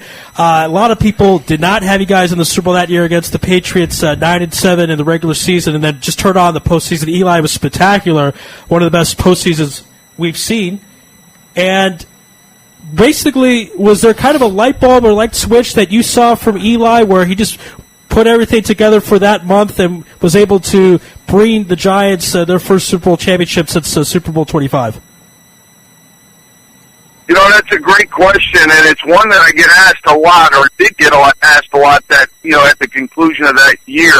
And my response is, even though it wasn't obvious or easily discerned, there really was a gradual, fairly steady improvement that was taking place through the years. And, you know, it's like a lot of things that you can't do calculus before you've done basic algebra, and he was going through all those different scenarios and situations that arise that an NFL quarterback's confronted with, and, you know, either dealing with it or not dealing with it real successful, but learning from it and growing with it, and so that the next time one of those challenges surfaced, he was able to handle it a little bit more skillfully. I just think everything around him, as much as himself, kind of blossomed at the right time. And our defense was playing well. We had a wide receiver, Plaxico Burress, at that time that was playing exceptionally well. And we had Steve Smith, who was a rookie, who wound up a year or two later becoming the first Pro Bowl receiver that the Giants had had since 1960. Returning from an injury. He'd been hurt in the second game of his rookie year and then didn't come back until that point. All of a sudden we had those two along with Amani Toomer, the running game. Everything kind of came together at the same time, which allowed him to showcase his development and his growth. So, yeah, he definitely was getting better. He definitely played exceptionally well at that time. But more than a sudden emergence, it really was a kind of a continuous, I know that's a boring answer, but it really was kind of a continuous improvement that was taking place through the years. Great. You could call it a boring answer, but at the same time, you could also call it a very specific and detailed answer. You're on now with Rafael, and I wanted to ask you a little bit more about your history. Everyone, you know, you're well known now for being the Giants offensive coordinator throughout the 2 Super Bowls. And I got to tell you, Coach, that I'm a diehard Patriots fan in Israel, so you took out my heart. But I'm happy you guys did, if anyone did it, because I like your team and I like Eli Manning. But I just had to put that out there. But I wanted to ask you about your time with the Houston Oilers. A lot of people don't realize that you were there as a quarterbacks coach and as an offensive coordinator. And I wanted to specifically ask you about the 92-93 season when you were hospitalized with a very strange form of kidney cancer, and then quarterback Warren Moon and along with a wide receivers coach stepped up as offensive coordinator. What was that like for you, being in the hospital, knowing that you couldn't contribute to your team? And I just was hoping you could tell our listeners a little bit more about that year, because I'm sure it was a very difficult year for you as a coach. I mean, you've been a coach since 1974, and that's something that no one really goes through. So I was hoping you could tell us a little bit about that. Yeah, well, it was one of those. It's somewhat of an interesting story. My family has a genetic history of something called polycystic kidneys, and I knew I didn't have it, or at least I thought I didn't have it. And I knew 3 or 4. Actually, 3. I thought 4 of my brothers and sisters had it. My dad died when he was 45 from it. I had watched my grandmother die, and aunt die, and uncle die, etc. So it's in my family. But really what happened was I decided I needed life insurance and went for a battery of tests and then wound up getting tested after our Thursday Thanksgiving Day win over Detroit Lions. I went in for the test on Friday because we weren't playing a game till the following Monday, and sure enough, I didn't have polycystic kidneys. What I had, unfortunately, though, was renal cell carcinoma. In other words, I had a big tumor, and was about the size, a little bit smaller than a football, and it was one of those deals where if you got while it was encapsulated, you were going to be in good shape. If you didn't, then you were going to be in trouble because it didn't respond very well to chemo or to radiation. So I told them that I'd coach the next week against the Chicago Bears on Monday night, and then I'd go in and get it taken care of, and that's what I did. And of course, Jerry Pardee was the head football coach then. He asked me to stay a few more days to get the preparation for the next game, which I did. And then I went in and missed that game against the Green Bay Packers and the Cleveland Browns, and then came back to the last regular season game, and that was against the Buffalo Bills, who we beat fairly handily, which qualified us for the playoffs again.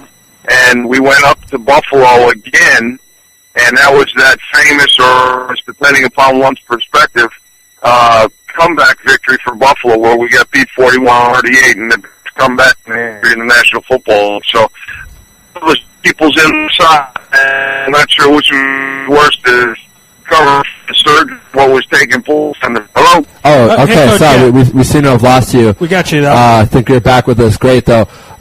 And I wanted to ask you a little bit about what it was like working with Warren Moon, because you've now worked with a guy who probably will go down legendary, Eli Manning, but you have worked with another legendary quarterback, Warren Moon. So what was it like working with the Hall of Famer Moon? Well, he's a terrific quarterback and a terrific person. I really, really was very fortunate to start my career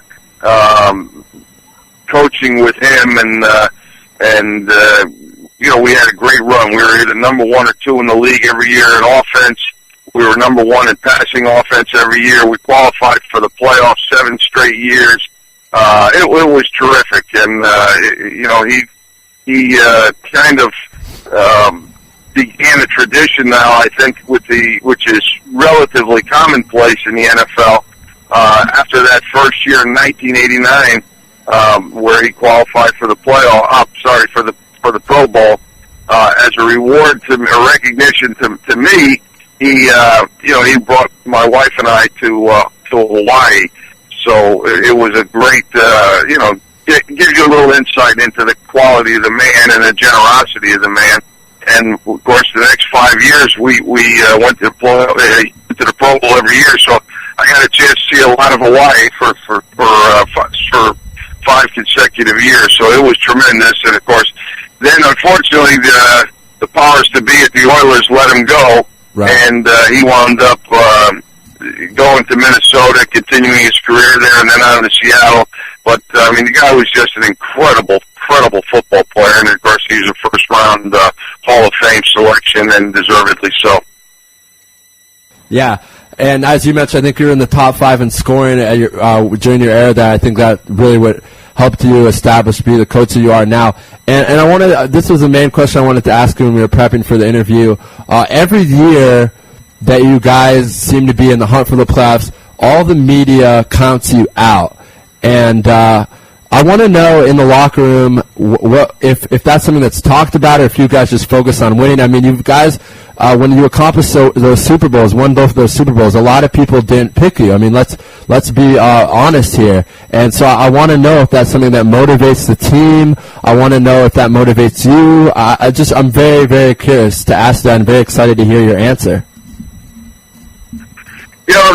That's a good question and a difficult one to answer, because I think within the locker room, certain guys respond differently to it. But it's certainly an issue that we address and speak about, and try to prepare the players to deal with. But essentially, what we talk about is not allowing outside distractions to derail us, not allowing anybody from the outside world to determine how good we are.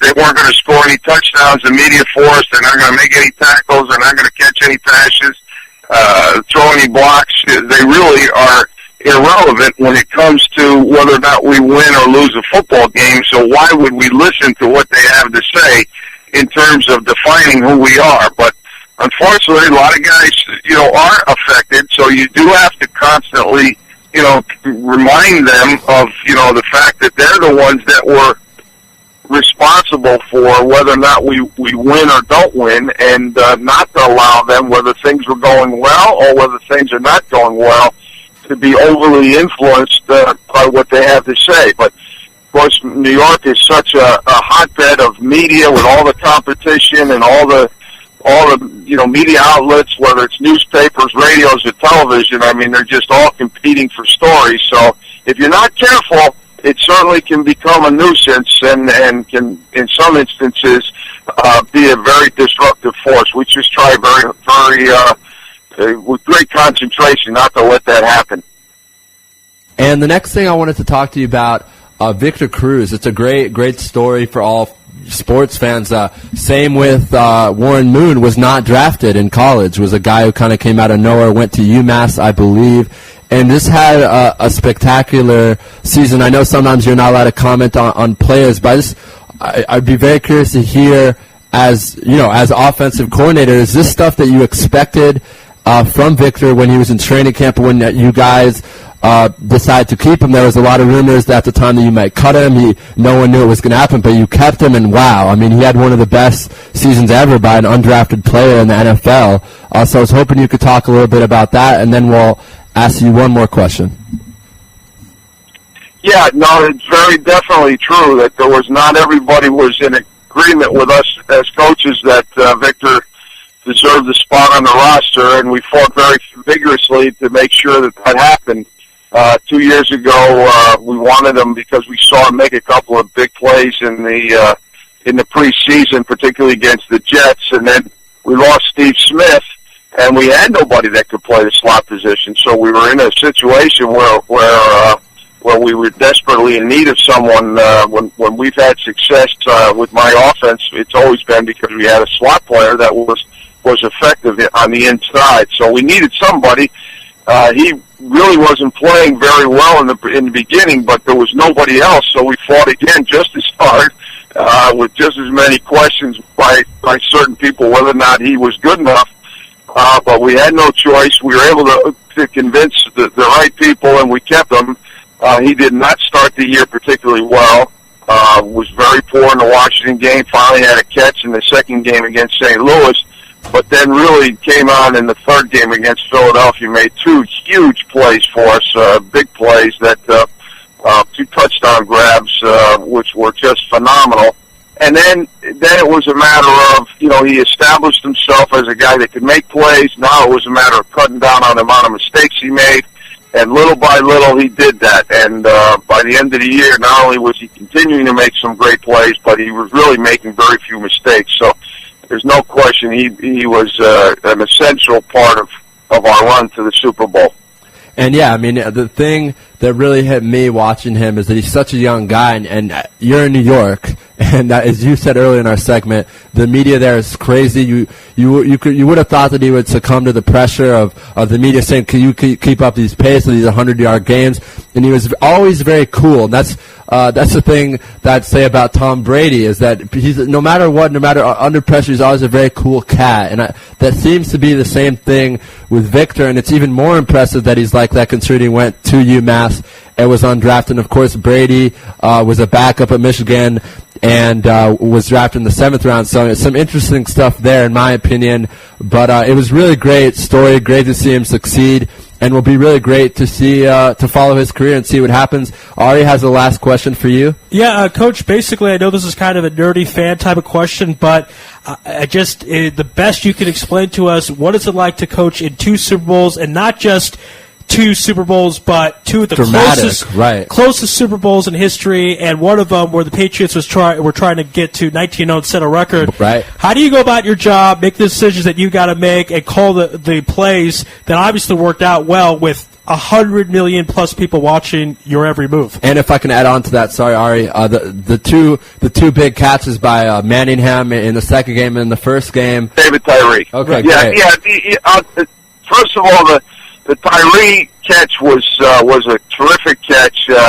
He's wide open. The safety jumped the Steve Smith, who was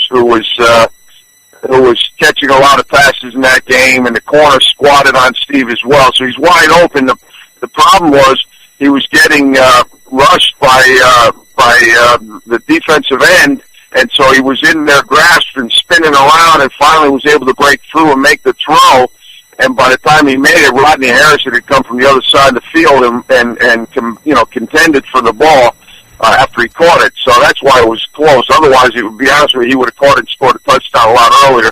And then, of course, this last game, it was just a great throw. We had been talking. I had said to Eli that they were going to continue to play a lot of two deep, but they were starting to skew over to Akeem Nicks and Victor Cruz's side, and you might be able to throw one up the sidelines to Mario. And of course, he made a terrific throw, and it was a very good concentration by Mario. So it worked out, and we were able to take two touchdown drives late to win both Super Bowls with final drives at in the last part of the game.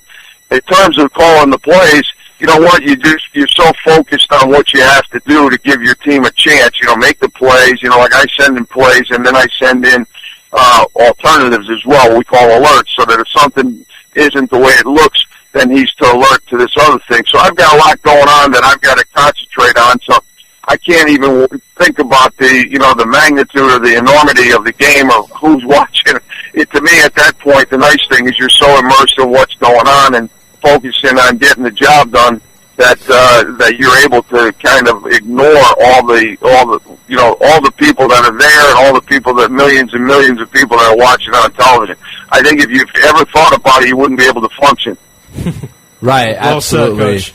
And it's true. You have to kind of go out there, do your thing, and maybe kind of let all the emotions happen to you after the game. And Coach, we really appreciate your time. We know you're going to get a haircut, so we hope you get a great haircut. And thanks so much for joining us. Thank you very much. I enjoyed it. Thank you, man. Okay, we're back here on Louis Live on Israel Sports Radio. Moshe and Rafi in the house. Ari Louis will be joining you momentarily. We are going to call right now Ryan Fowler. And tell us a little about Ryan Fowler, Moshe. He's big in the fantasy world. He's an analyst, fantasy football and baseball, that is. He writes a lot. He's been doing some mock drafts on Fox, which I've seen.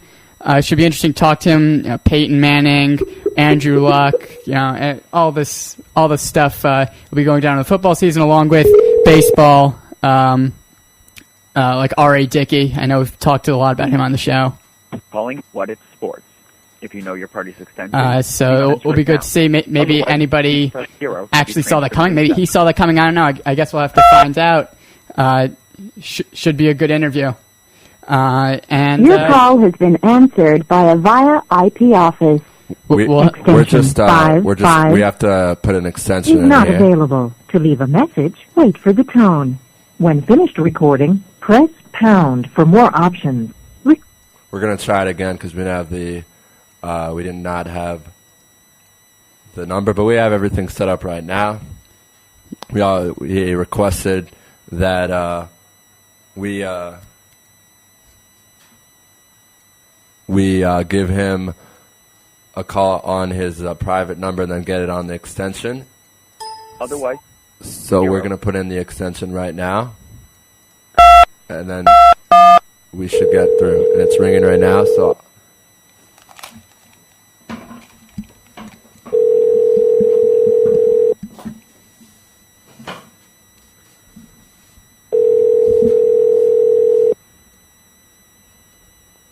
Your call has been answered by a via IP office.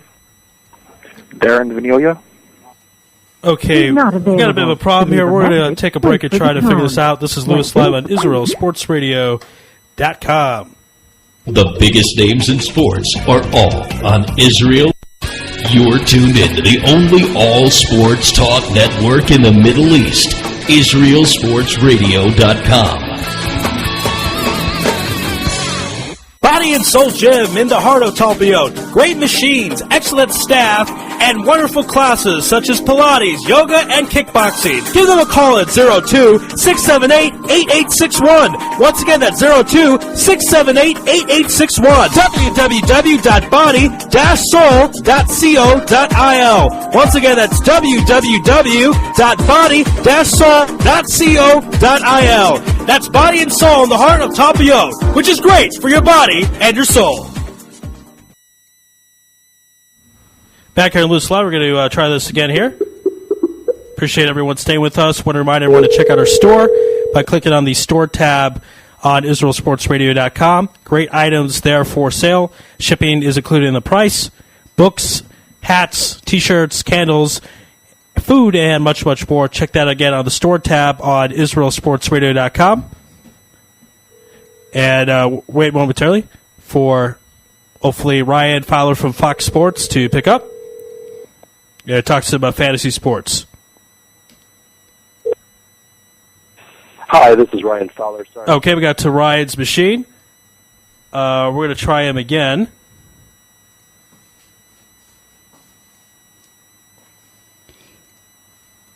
Okay, so basically we're still trying to figure this out.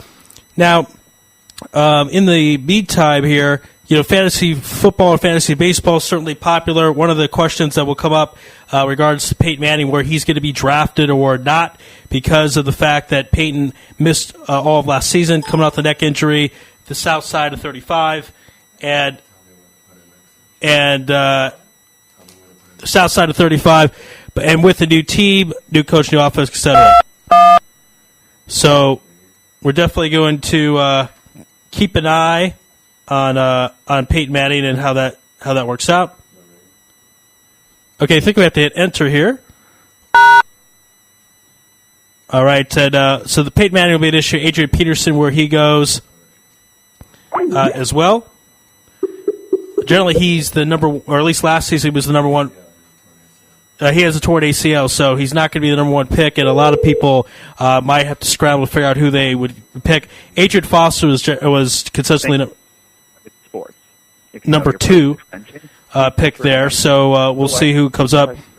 I had Larry Fitz very early, but most of the time wide receivers aren't chosen in the first round because they don't always have control of where they're drafted or not. This is Ryan. Hi, Ryan. This is Ari Louis with Louis Live on Israel Sports Radio. How you doing out there? I'm doing well. Give me 1 second. I got to transfer you into another room. Hang on 1 second. Okay, great. So,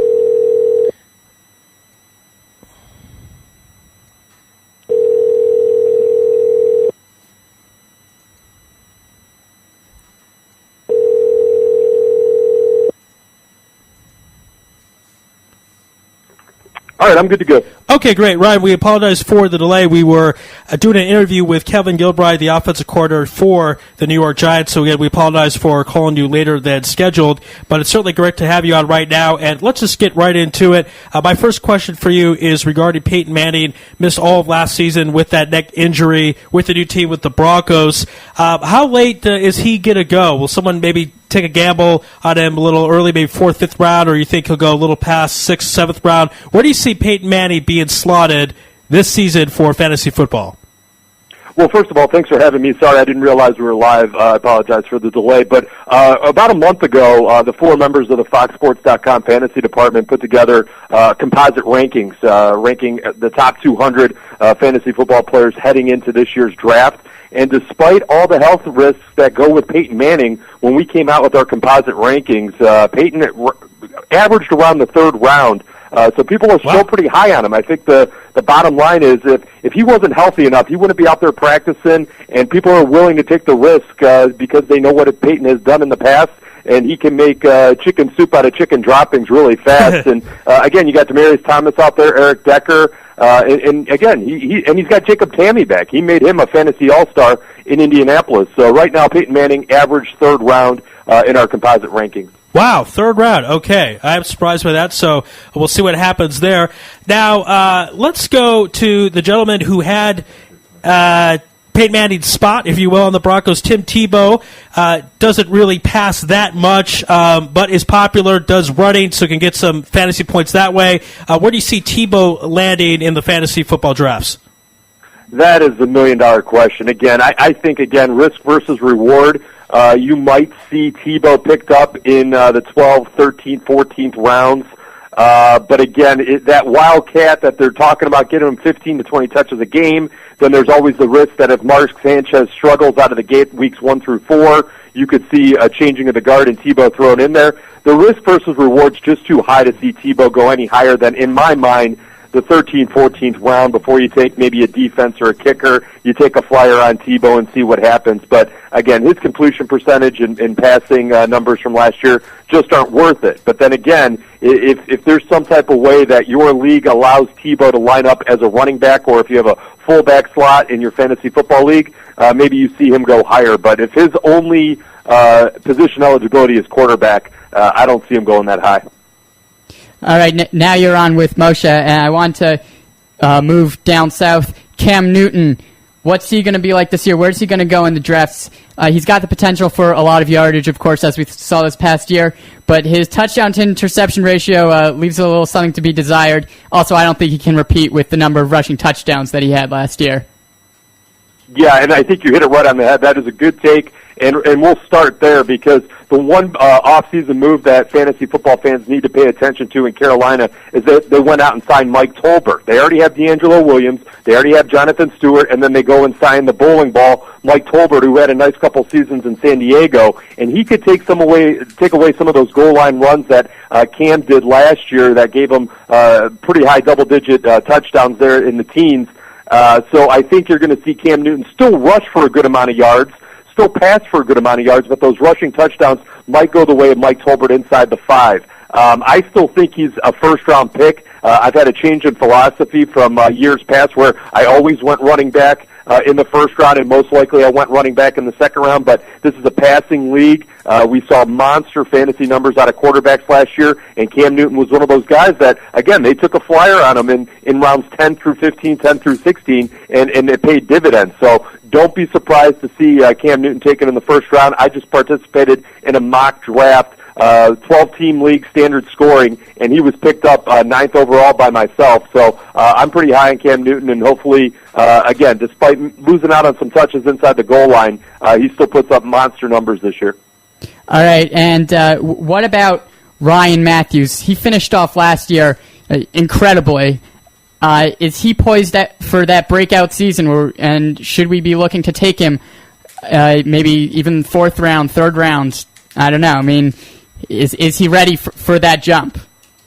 Gosh, that is a great question. And one of those, for me last year, I really had a tough time buying into him, and I got burned a few weeks. I didn't have him on my roster, but when I was putting out my starts and sits for the week, I would really shy away from Ryan Matthews. But again, he really has no competition behind him to put that pressure on him like Tolbert had there. So it's his for the taking. Obviously, Phillip Rivers is still going to chuck the ball around the field. Malcolm Floyd's still there. Gates is still there. They brought in Eddie Royal. But this is Matthews' time, and I think you're going to see Matthews probably go, you mentioned 3rd, 4th round. I would not be surprised if Matthews became an early 2nd-round selection when it's all said and done. And in some other leagues, I wouldn't be surprised to see him taken at the end of the 2nd round. Again, we're looking at the NFL as a whole. There are running back by committees all over the place. I read an article this morning that Michael Turner is about to head into a running back by committee with Jaquiz Rodgers and Jason Snelling in Atlanta. That's Michael Turner that had 300 attempts year in and year out the last few years, and he's going to turn into an RBBC. So with Matthews probably getting the bulk of the carries, I think you're going to see his stock rise as the summer months play out. The Cowboys have had some issues in recent years at the running back position. DeMarco Murray is slotted to be their starter this year. What about him? How is he looking in terms of fantasy scoring? Yeah, again, you have to remember he's coming off an injury. There's so many running backs coming off severe injury from last season. He says he's ready to go. I follow him on Twitter. He's a good follow on Twitter. And again, he's self-proclaimed healthy. We don't know if the doctors completely agree with that. But heading in right now, I'd say he's still a 2nd-round pick for fantasy owners looking to take a running back in the 2nd round. Felix Jones has had his time to shine there and tried to break out. And before you knew it, DeMarco Murray had most of the reps going there, and he had that monster game last year where he broke Emmitt Smith's single-game rushing record for the Cowboys. Again, I just think that's an offense that moves the football really well, and DeMarco Murray's going to be put in a position to put up double-digit fantasy points week in and week out. So I think second round is where DeMarco Murray ends up. Interesting. Sticking with the NFC East, I myself am a big Redskins man.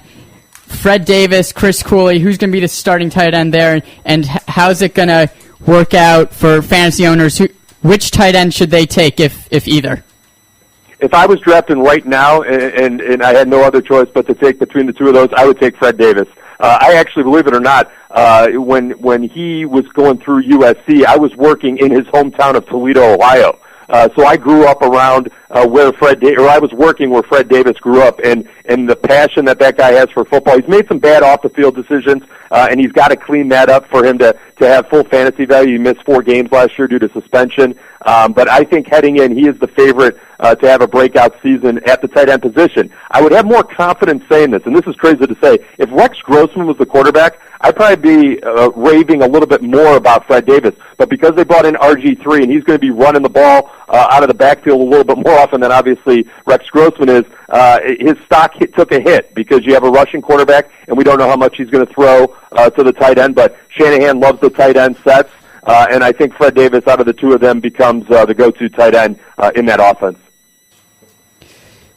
You spoke about RG3 there.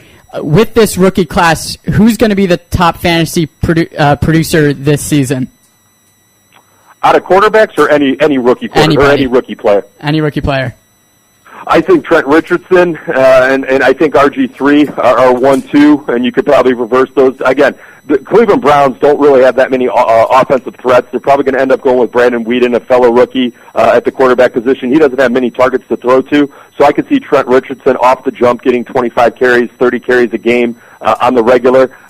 He's got a decent offensive line blocking for him. And again, just based on workload, I think Richardson will probably become a late second, early third-round pick by most fantasy owners. I would put him in the third round myself. And then RG3, I think he's within an offensive system that Shanahan's going to work with him, and he's done some great things with quarterbacks in the past. Andrew Luck, I think it's going to be a bumpy year for him. I don't think he's going to have the breakout of a number one, and they have to put some more pieces around him to make him an elite fantasy quarterback. But yeah, RG3 and I think Trent Richardson are 1-2, and then the other guy that's gaining steam is Doug Martin down in Tampa Bay. He's going to probably be the number one back ahead of LeGarrette Blount, which is a difference from last year. A lot of people took Blount in the third, fourth rounds last year and got burned, so Doug Martin's starting to gain some steam too. All right, now, of course, I've got to ask your opinion, give our listeners some insider information. Who are the big sleepers to take, say, after the 10th round? Who are the guys that are still going to be left around then that we should really be looking to pick up to give our teams a boost? Yeah, and that's where it's made and lost. I mean, obviously last year, it's kind of funny. Matthew Stafford came into last year as one of those unproven commodities because everybody's worried about his health status, and his average draft position was around that 10th round, and he turned into a gold, and so did Cam Newton. Again, I concentrate on the rookies in these positions. I think, again, Michael Floyd is going to have a nice situation there in Arizona. I think another person you want to look at is an Alshon Jeffrey in Chicago. Jay Cutler's going to have Brandon Marshall, but he's going to be getting double teamed. And if Alshon Jeffrey can work his way into the starting lineup, you're going to have a nice target there. And then again, these running back by committees just really have kind of redefined what you're looking at in later rounds. So I think again, Mike Tolbert's got some value there. I think, again, just based on we think Carolina's going to be able to move the ball again, and you go out there and you take a Tolbert as that flex play late in the game. I also like Eddie Royal out in San Diego. Eddie Royal can kind of turn into a new Darren Sproles for Phillip Rivers. Obviously, Sproles out of the backfield with New Orleans now, but Royal's got speed, and if he can stay on the field, I really think Phillip Rivers has an asset there. We don't know if Malcolm Floyd can stay healthy, and then on the other side, you have Vincent Brown, who had a couple nice games last year, and I really think the Chargers offense turns it around this year, and Eddie Royal could probably be one of those players to look out for. Hi, Ron. You're on right now with Raphael, the third member today in the studio. Thank you again for joining us. We appreciate it. And I wanted to ask you a little bit about, as Ari mentioned at the beginning of our interview, we just had a great segment with Kevin Gilbride from the Giants, and we really focused on him, on Victor Cruz. Amazing story, undrafted guy from UMass. I think their UMass's football program is relatively new. They're known for Marcus Camby, their basketball program. But what are you expecting from him? Is he going to have the same season as he had last year, or a better season possibly? I was having a little trouble hearing you, but I know you want to talk about the Giants, so I'll kind of just be all-encompassing in this answer. I think, obviously, Victor Cruz's stock is bumped ahead of Hakeem Nicks right now just because Hakeem is recuperating from that leg injury. Right. Bradshaw doesn't have Jacobs behind him. But they did bring in Wilson, another rookie that could put some pressure on Bradshaw. But I think Bradshaw, you'll see his stock rise into the third, second round, just because, again, we're trying to find running backs this year that aren't going to be sharing the rock. And I think Bradshaw, out of most running back situations, is going to get the bulk of the workload. But Wilson is getting some love right now. A lot of fanfare around Reuben Randall now that he could come in right away and replace Mario Manningham. And again, Eli Manning, I had him last year as my quarterback. I loved him. Right now, we have him as the 9th quarterback overall. I think you're going to see that probably sway between 10 and 5 overall because Eli had such a great year last year. But I still think Eli, and I watched plenty of his games last year, he still makes some dumb mistakes that can hurt your fantasy roster or your fantasy point total at the end of the week. So I don't know if I'm as high on him as I was last year and what he ended up being, but I still think he's a top 10 fantasy quarterback. And again, if Nicks comes back completely healthy, which I think he will by the start of the season, Victor Cruz showed what he can do last year. Randall gets thrown in there, and Bradshaw. That's pretty tasty for a fantasy owner to look at and say, who's going to give me the best shot of getting me the most fantasy points. It will be interesting to see how their tight end position plays out. Right. They lost Ballard and everything, so we'll see who steps up in that position. Of course, and the Patriots pick up Ballard, I think, in a matter of hours after he was released, which is interesting since the Patriots, I believe, drafted some tight ends and, of course, have Gronk and Gonzalez from Florida, who was with Tebow. I hope you can hear me better now, Ryan. Can you hear me better now? Yes, I can. Okay, great. I had one more question, and I'll move it on to Ari, and then I think he'll talk a little about baseball with you. But, of course, a lot of people forget in fantasy football, especially on Yahoo. I don't know what it's like on Fox or different ones here in Israel. A lot of people use Yahoo. The defense is very important. So I wanted to get some thought on defenses that you think should be we should be on the lookout. Of course, the Ravens I don't want to say struggle, but Suggs is going to come back around December, it appears. I'm just curious to hear who you think are going to be some top defenses fantasy-wise and get us a lot of points. Yeah, right now off the jump, San Francisco is the deadlock number one, unanimous between the 4 members of the fantasy department. Pittsburgh's still lingering up there. The Jets are up there, Houston, and then Buffalo. They made a couple of huge offseason moves. Mario Williams is now part of their defense, so that's big for them. Baltimore fell to 6. I mean, Ed Reed isn't guaranteed to come back, and then you mentioned Suggs. He's dinged up with the Achilles injury, so he falls to 6. I think another team that you could kind of look out there, Kansas City. They're going to get Eric Berry back, and that defense isn't too shabby. And then Cincinnati was one of those defenses that flew under the radar last year. Now, again, sometimes you're talking defense straight up, sometimes you're talking defense and special teams, so that kind of fluctuates who you're going to lean towards if you're really trying to get those special teams touchdowns off a kick and punt returns and all that good stuff. But right now, San Francisco is the unanimous number one. All right, so let's move it on to Major League Baseball and R.J. Dickey. I mean, 2 1-hitters.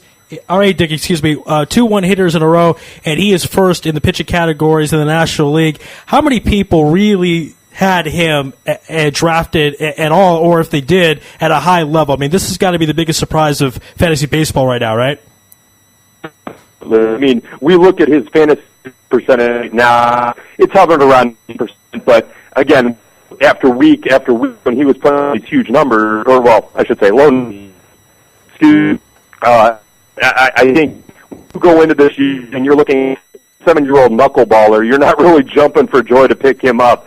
His fantasy ownership has jumped at least 60% over the last month, and what he's doing is just outrageous. I have him in one of my leagues. I'm in 3 fantasy leagues on FoxSports.com, and he's just dropping my ERA and WHIP left and right, and then picking me up a good amount of Ks. But yeah, heading in, his ADP was it was anything to write home about. You look at his statistical makeup of years past, and again, he was efficient, but he wasn't a fantasy superstar of what he's being right now. And do I think the other shoe's going to drop and we're going to see something where the water reaches its level? I don't know. I think this guy's in the zone right now. And again, you don't want to get into this when we're talking fantasy sports, but he wrote that book where he got a lot of things off his chest about being abused as a child, and that might have cleared his conscience and just let him go out there and play baseball. I don't want people to discredit that. That book he wrote got a lot of things out there that had probably been eating him up for years, and now he's got a clear conscience, and he's going out there and throwing that great knuckleball and posting an ERA. Over the last 30 days, his ERA is 0.19. It's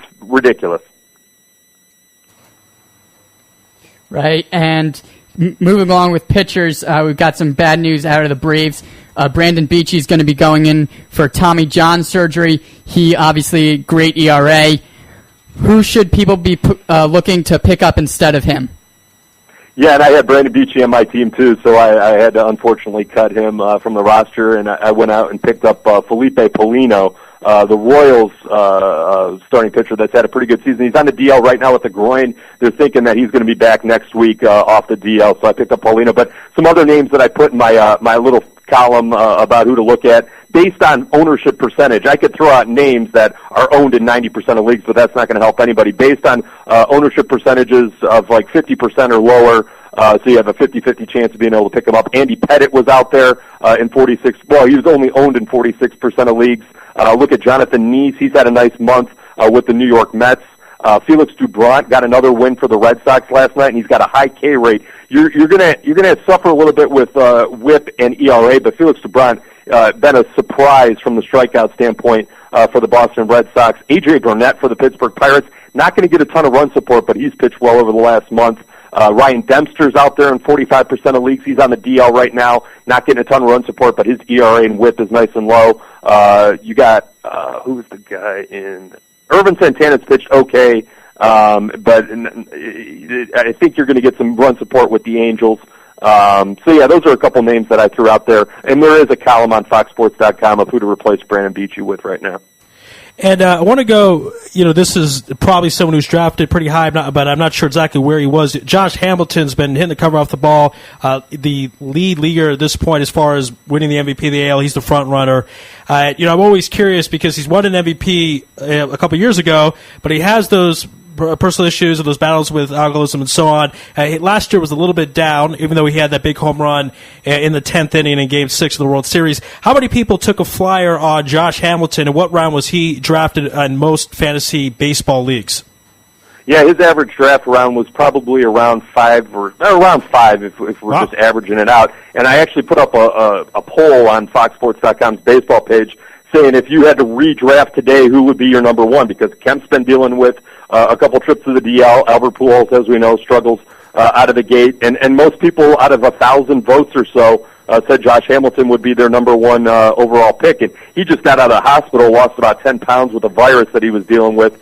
So he's trying to get back to his normal weight and get healthy. But, yeah, the numbers he's put up are silly. And, yeah, most people would probably take him first or second if the draft was held today. Moving along with Albert Pujols, you mentioned him just now. What's his draft status going to be as far as next year is concerned? Because his season this year is subpar even for an average player, and for somebody of Pujols' caliber, it's kind of unacceptable to have somebody on your fantasy team like that. So what do we expect out of him next year? Yeah, I think the answer to that question will be learned in August and September. I think we want to play out these summer months because, as fantasy owners know, as the weather heats up, so do the baseballs, and they start flying out a little bit. Albert's batting average is up to 255. Is that what we want? No. But he's hit enough bombs over June and late May that has kind of justified, again, what we thought we were going to get out of him. It was just a slow start. The more I look into playing in Anaheim or Los Angeles, Angels, whatever you want to call them, the weather out there and the air's a little thicker because you're up against the ocean, so it might be a little tougher for him to knock him out of the park because of the air quality there. But again, science aside, we'll know where Albert Pujols will be drafted next year, probably around August when his numbers kind of settle out and we kind of learn. We have a few more months of data to look at. But again, I still think even if his numbers are 260 and he hits 25 to 30 home runs, I still bet you he's a first-round pick next year, probably just outside the top 5. All right, good to know. I want to talk about pitchers a little bit more. Phil Hughes has really heated up recently. I've seen a lot of movement with him in fantasy leagues, a lot of guys picking him up. Is he for real, or is this just a little flash in the pan and he's going to go back down in a few weeks, a few months, whatever it is? Is this a good pickup long term? Well, it's funny. If you would have asked me this question at this time yesterday, I would have said go ahead and pick him up. Then the Atlanta Braves knocked him all over the ballpark. They hit 4 home runs off of him, and he was yanked from the game. So we had that nice stretch where Phil Hughes, he's confusing. And I have him in a league it's a 19-team league, and there's really little on the waiver wire, so I've had to deal with him. Now, if you're in a standard league, I think there's probably better options on your waiver wire. But again, you're going to get the Yankees run support, so if you can deal with a little higher whip in ERA, Phil Hughes is probably okay to take a chance on.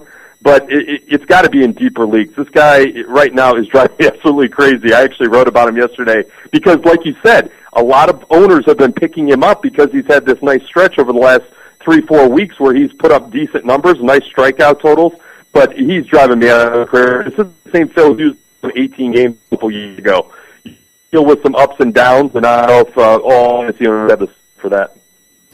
Somebody else who's appeared on my radar recently is Jason Kipnis, second baseman. People are saying that maybe he has the potential to be an Ian Kinsler or Dustin Pedroia type player, as in good defensively, good offensive numbers as well, home runs, steals, average. What are we looking at of him? What can we expect out of him? Is he going to be a great fantasy player in years to come? I'm sorry, you broke up again. What guy were you talking about? Jason Kipnis. Oh, yeah, and it's funny. I'm glad you brought him up. I grew up in Cleveland, so I am an Indians fan. It's been an interesting year, to say the least. This wasn't exactly how we expected it to play out, but we've gotten some decent starting pitching, and the bats have come alive in spurts. I think Kipnis is one of those guys that has really sparked the offense out of the second base position and batting early. He's got a unique batting stance, and I think, again, because second base scarcity is such an issue in fantasy baseball, and there are not a lot of good ones, I think Kipnis will become a top 5 second baseman in fantasy baseball, maybe even top 3. But again, it's only because second base is so scarce on quality players. And yeah, I really think that he's going to be one of those guys that sticks around for years to come. And you're on now with Raphael, and I'm a big Jay fan. My family's in Toronto, so I want to talk a little about the Jays because they have a lot of young guys that have a lot of potential. And third baseman Brett Lowry, Canadian. People in Canada have been very excited about him because obviously he's from Canada and he means a lot to the team. Kind of a crazy guy. Has had a weird year so far. But can you talk about what you're expecting him out of the third base slot and what he's going to mean to this Jays team fantasy-wise for the next few years as he matures? Yeah, I really like Lowry. And again, a lot of people, when we were getting ready for fantasy drafts this past winter, I think people were putting him a little high in their drafts. I think second and third round were kicked around a lot, and he was taken pretty high in most drafts when you look at the ADP. And has he put up the numbers to justify that? Not as much, but I still think we have a nice long. His sample size is small, and we're going to have a nice long career for Brett Lowry. Again, that offense is pretty stellar right now, and Jose Bautista hasn't had the season most people thought, but Rasmus is starting to hit, Lowry's hitting. Right. Edwin Encarnacion has been a great surprise season this year. Right. I got him late in the draft, and I've been loving his productivity. But yeah, I think Lowry, he's got a nice career ahead of him, and we might have put him up a little high on a pedestal this year, but it's all going to work out in the end. Yeah, we hope so in Toronto. There's a lot of people expecting big things from him, and Encarnacion has been great. I think he's in the double-digit home runs, or I think 13, 14, or between 11 and 14. I don't remember right now. The team has a lot of power, of course, with Jose Bautista, who's had a pretty decent year. Obviously, average is never there, but home runs are. I wanted to ask you a little bit more about some other pitchers who can still make impacts when they return. Roy Halladay's injured. What is he like in the fantasy world? I mean, his ERA is not always the best or the highest throughout his career. Of course, he was in Toronto, but he's always very solid. He gets a lot of ground balls, doesn't always necessarily get a lot of strikeouts. Since he's moved to Philly, he's struck out more people. So what kind of fantasy guy is Halladay when people are thinking of picking him up? besides the wins aspect. Yeah, I'm sorry. I'm still having a little trouble hearing you. Can you kind of was that about a specific person or more in general? No, I apologize. I'm having trouble picking you up. That was a specific person. Can you hear me better now? Yeah, I apologize. It's a horrible connection. What do you got? Okay. Actually, how about now? Are you able to hear us now? I can hear you. Yeah, that's a clear signal. Okay, great. So I'll ask on this mic. I was asking you about Roy Halladay because there you go. He's the guy I was saying. He's a guy who's going to get the wins, but in Toronto he wasn't known as a strikeout pitcher. He's known for getting the ground balls, maybe the best ground ball pitcher. Since he's moved to Philly, he's changed a little. His strikeouts have gone up. I was just wondering what fans should expect from him fantasy-wise when he returns from the DL.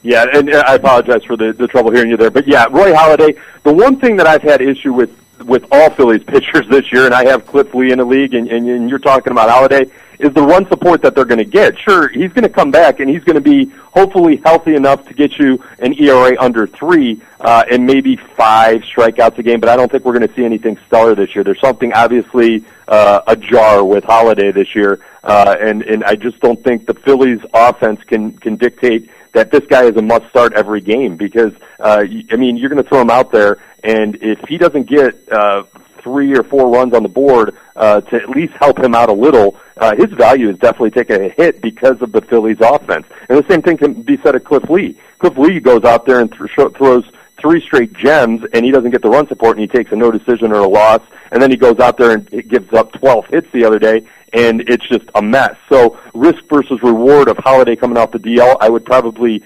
bench him that first start coming out and see what happens, and then readjust on the fly and see what he's got for you the rest of the year. But that offense in Philly just doesn't really impress me enough to say that Halladay is the same fantasy value as he was of years past. Yeah, definitely. The offense there has really struggled. Chase Utley, of course, is right now, I believe he's doing some rehab assignments in AA, AAA. Ryan Howard, a horrible story last year, tearing the Achilles in the playoffs. It's the worst thing that can happen to a player that, knowing that he'll miss most of the following season after that. And Jimmy Rollins hasn't really been the same since he's won the MVP. I'm not really sure what's been going on there. Next pitcher I wanted to talk to you about, another great surprise, Lance Lynn.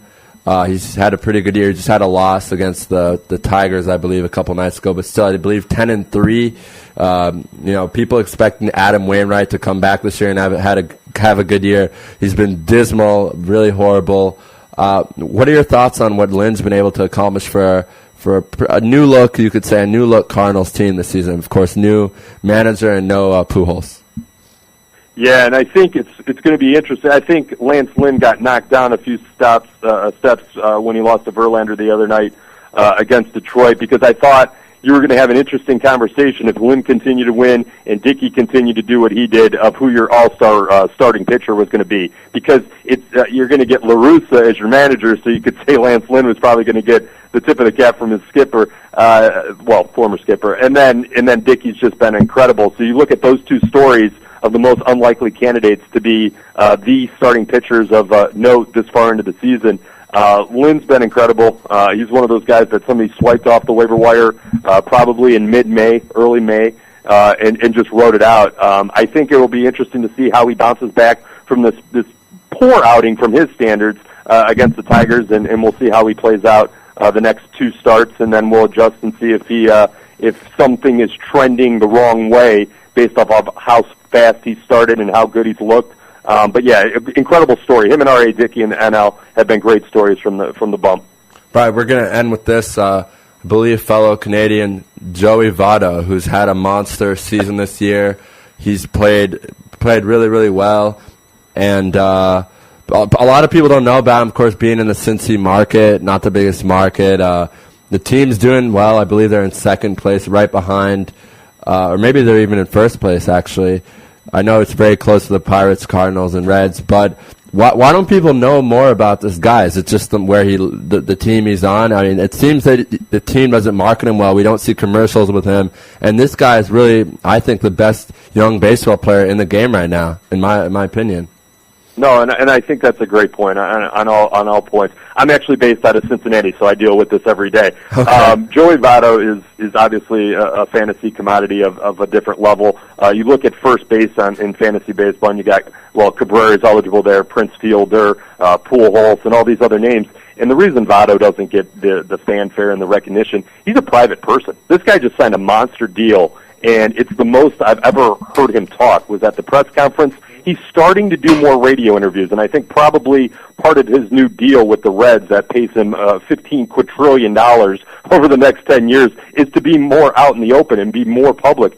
He's building a house in northern Kentucky, so he's going to lock himself down and be part of the Cincinnati community right now. And I think, again, he's been a private person for so long, and that's all. And he's soft-spoken. But he was on a radio show a few weeks ago, and he's a funny guy. He had a couple good one-liners in there, and his personality, although private, once you get him talking, there's something to be said there. So I think now that he's locked into a long-term deal with the Reds, you're going to start to see him more in the public, and he might get that big deal if his agent can sway him to go out there and be in the public eye a little bit more. But yeah, definitely a fantasy stud and somebody that, again, just because of market, which you did touch on, and personality, that's probably why you haven't heard too much about him.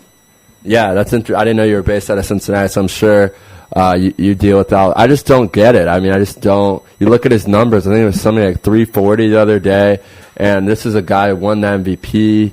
Was it last year or 2 years ago? I don't even remember. 2 years ago. And it's just I don't know. I just don't get it. You look at this Cincinnati team: Votto, Bruce, Brandon Phillips, a lot of young guys, core guys. We had Jason Stark on from ESPN a couple weeks ago, and he told us, I believe, he said to us, watch out. He wouldn't be surprised if this team made some crazy, I don't want to say fluke run, but weird run to the World Series because they're built. They have a lot of power.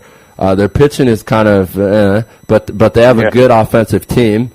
And the NL this year, just to be frank, is not the NL East is not that impressive. I mean, the Nationals are winning. No disrespect to them, but the Braves, Marlins, and Mets. The Braves, you don't know what you're going to get from them. They're very inconsistent.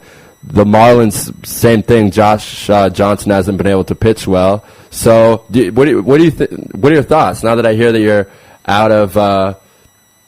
based out of Cincinnati? Would you ever think that they have a minor chance to, kind of stroll by some other team, maybe the Dodgers or some other potential top tier teams in the NL?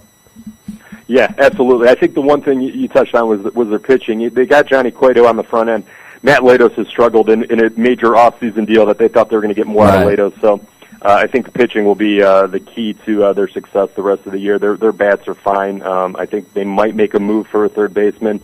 I'm not sure. They got Todd Frazier, and then they got the aging Scott Rowland who's getting dinged up. There's talk that they might go after Kevin Youkilis, but I would wait and see on that. But yeah, their starting pitching is obviously going to be key, and then they have Aroldis Chapman, the gentleman that threw a fastball 106 miles per hour a few years ago.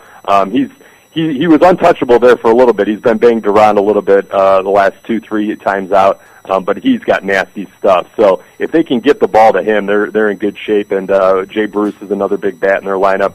So I think, they're one of those guys that are going to fly under the radar, and then all of a sudden it'll be October, and you're going to see them around, and you're going to be like, where'd these guys come from? But they're legit. It's just a matter of getting that starting pitching squared away.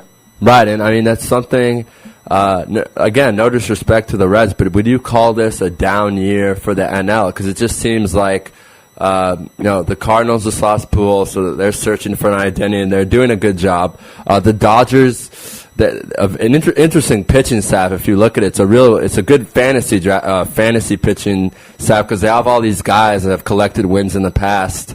But they're at the same time they're very old, and you don't know what you're going to get from them. So do you think this is a down year for the NL, or there's just a lot of really good teams, just no great teams? Yeah, I mean, if you run down team by team, I would say down is a word. I mean, I don't know if it's too strong, too weak, but I mean, the Pirates have been surprising, though. You look at what the Pirates have done, and they're not the sexiest team, but they've kind of surprised and raised a lot of eyebrows of what they've been able to do. The Dodgers, without Matt Kemp, it's kind of redefined. The Padres, don't even get me started on them. The Rockies are a mess. They're going to a 4-man rotation right now with 75 pitch limit counts on their starting pitchers, so that's a unique approach. The Giants, not a lot of runs there. Brewers have been kind of a mess. So you're right. I mean, as a whole, outside of the Braves, I would say it's down, the Braves and the Reds. So yeah, I mean, this would be a year that they could go out there and make some noise. And again, it's just always going to come back to that starting pitching. After Johnny Cueto, sometimes you kind of scratch your head and wonder what you're going to get out of the next pitcher. All right, Ryan, we certainly appreciate the time here on Louis Live on IsraelSportsRadio.com. It's been a lot of fun, and we'd love to do it with you again in the future. I appreciate it, guys. Yeah, anytime. Good times. All right, thank you. Enjoy and be well. We'll speak to you soon. Bye. All right, that was Ryan Fowler from Fox Sports discussing fantasy football and fantasy baseball. That is our program for tonight. We want to thank, we just had a great show, and we want to thank everyone a part of it. Our first guest, of course, discussed soccer. Right. Oh. Do you remember his name? I do. I remember his name. His name was Nicholas Webster. Nicholas from Webster, Football.com, worked at FoxSports.com. A lot of great stuff. Talked to Euro tonight. Check it out in 2 hours almost exactly. Czech Republic against Portugal. Cristiano Ronaldo. Should be a lot of fun. Check it out if you can. And, yeah, go ahead. Then, of course, Monica Cora, that touching story featured on ESPN's Outside the Lines. We certainly appreciate her giving us some time here on Louis Live. Just a really inspirational story. I know a lot of people out there have things they're going through in tough times, tough situations, but she can get through it. Really, anybody can. It's great motivation for people right there who are, as I said, struggling through things, and she. It's very brave. Very like brave. I talked about before, 73% of rapes aren't reported. Yeah. For obvious reasons. Not only did she reported, she went to the trial, looked at the people, and said to the jury every single thing that happened that night because she wanted the guys to get the justice, and they did. I think all three of them are in jail for life. Yeah. And, it was a really cool interview for not cool in the ways that you would you guys know what we mean. Yeah, certainly inspirational, and we thank her for her time. She's writing a book, and we'll keep you posted on that when it's come out and how people can pick it up. And the New York Giants offensive coordinator Kevin Gilbride discussing Eli Manning, what it's like to coach in 2 Super Bowls with 100 million people plus watching you, his time with the Oilers, and coaching Warren Moon as well. Right, and it was very interesting to hear him talk about Warren. I mean, a lot of people don't realize he was the offensive coordinator there, I believe, for 3 years. He's the one that got in the fight with Buddy Ryan. Well, Buddy Ryan started it. Right. We didn't talk about that. No. We decided not to mention that. We decided not to mention that, just for obvious reasons.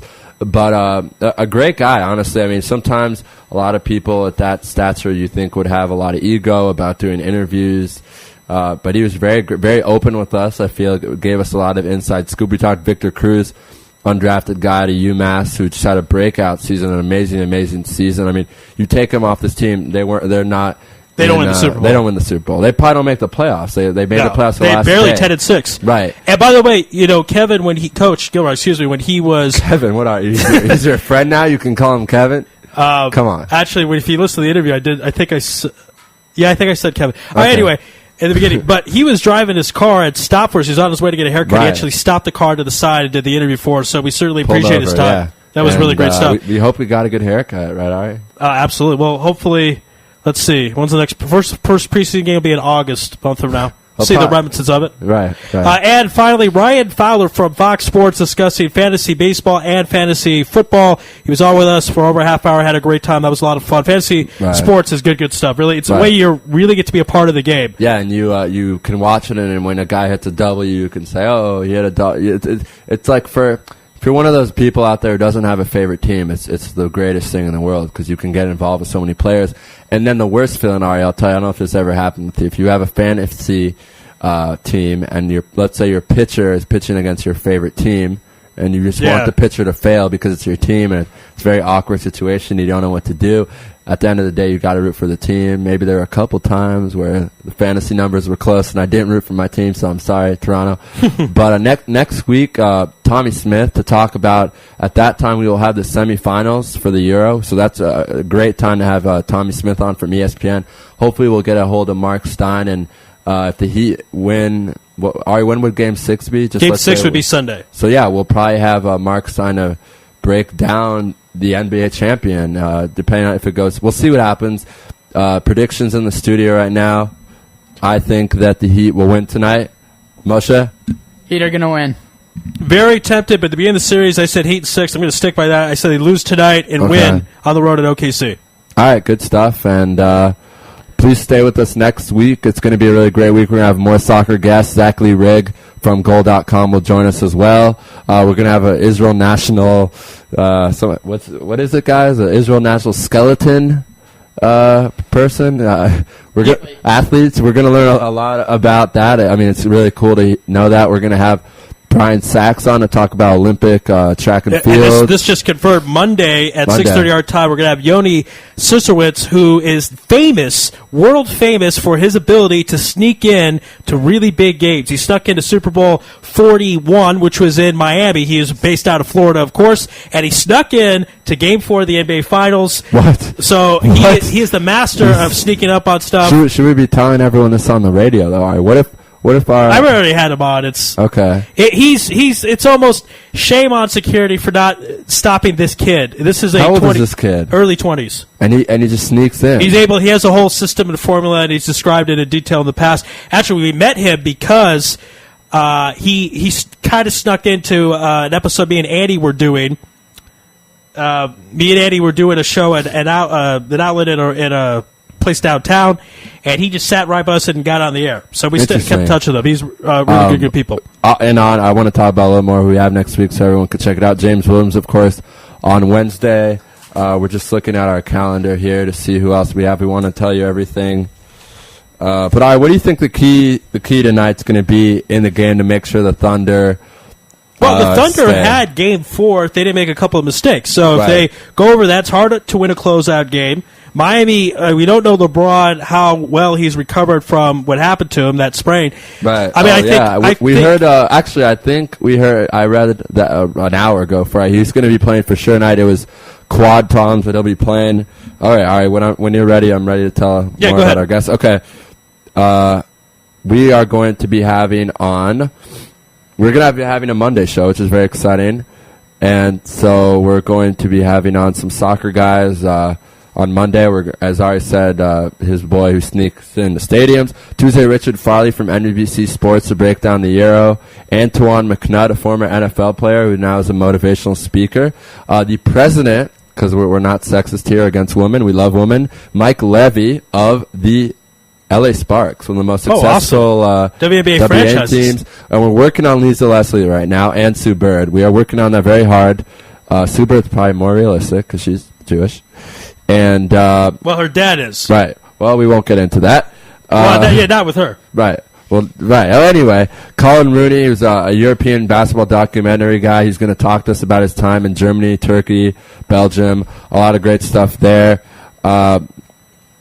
Zach Lee Rigg will be joining us from Goal.com. A lot of great guests, a lot of great stuff. Mark Stein. I mean, it's going to be a lot of fun.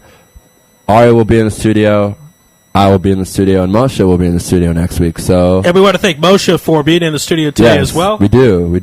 Moshe, any last words for all your fans out there? It was a great show. Had a lot of fun discussing fantasy baseball, fantasy football. It's going to be great to continue along and see how these predictions turn out.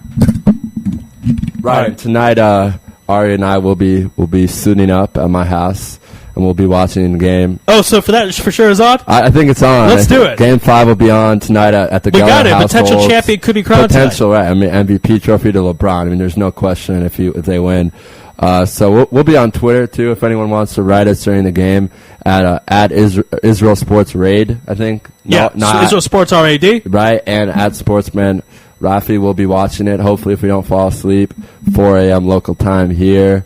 So check it out.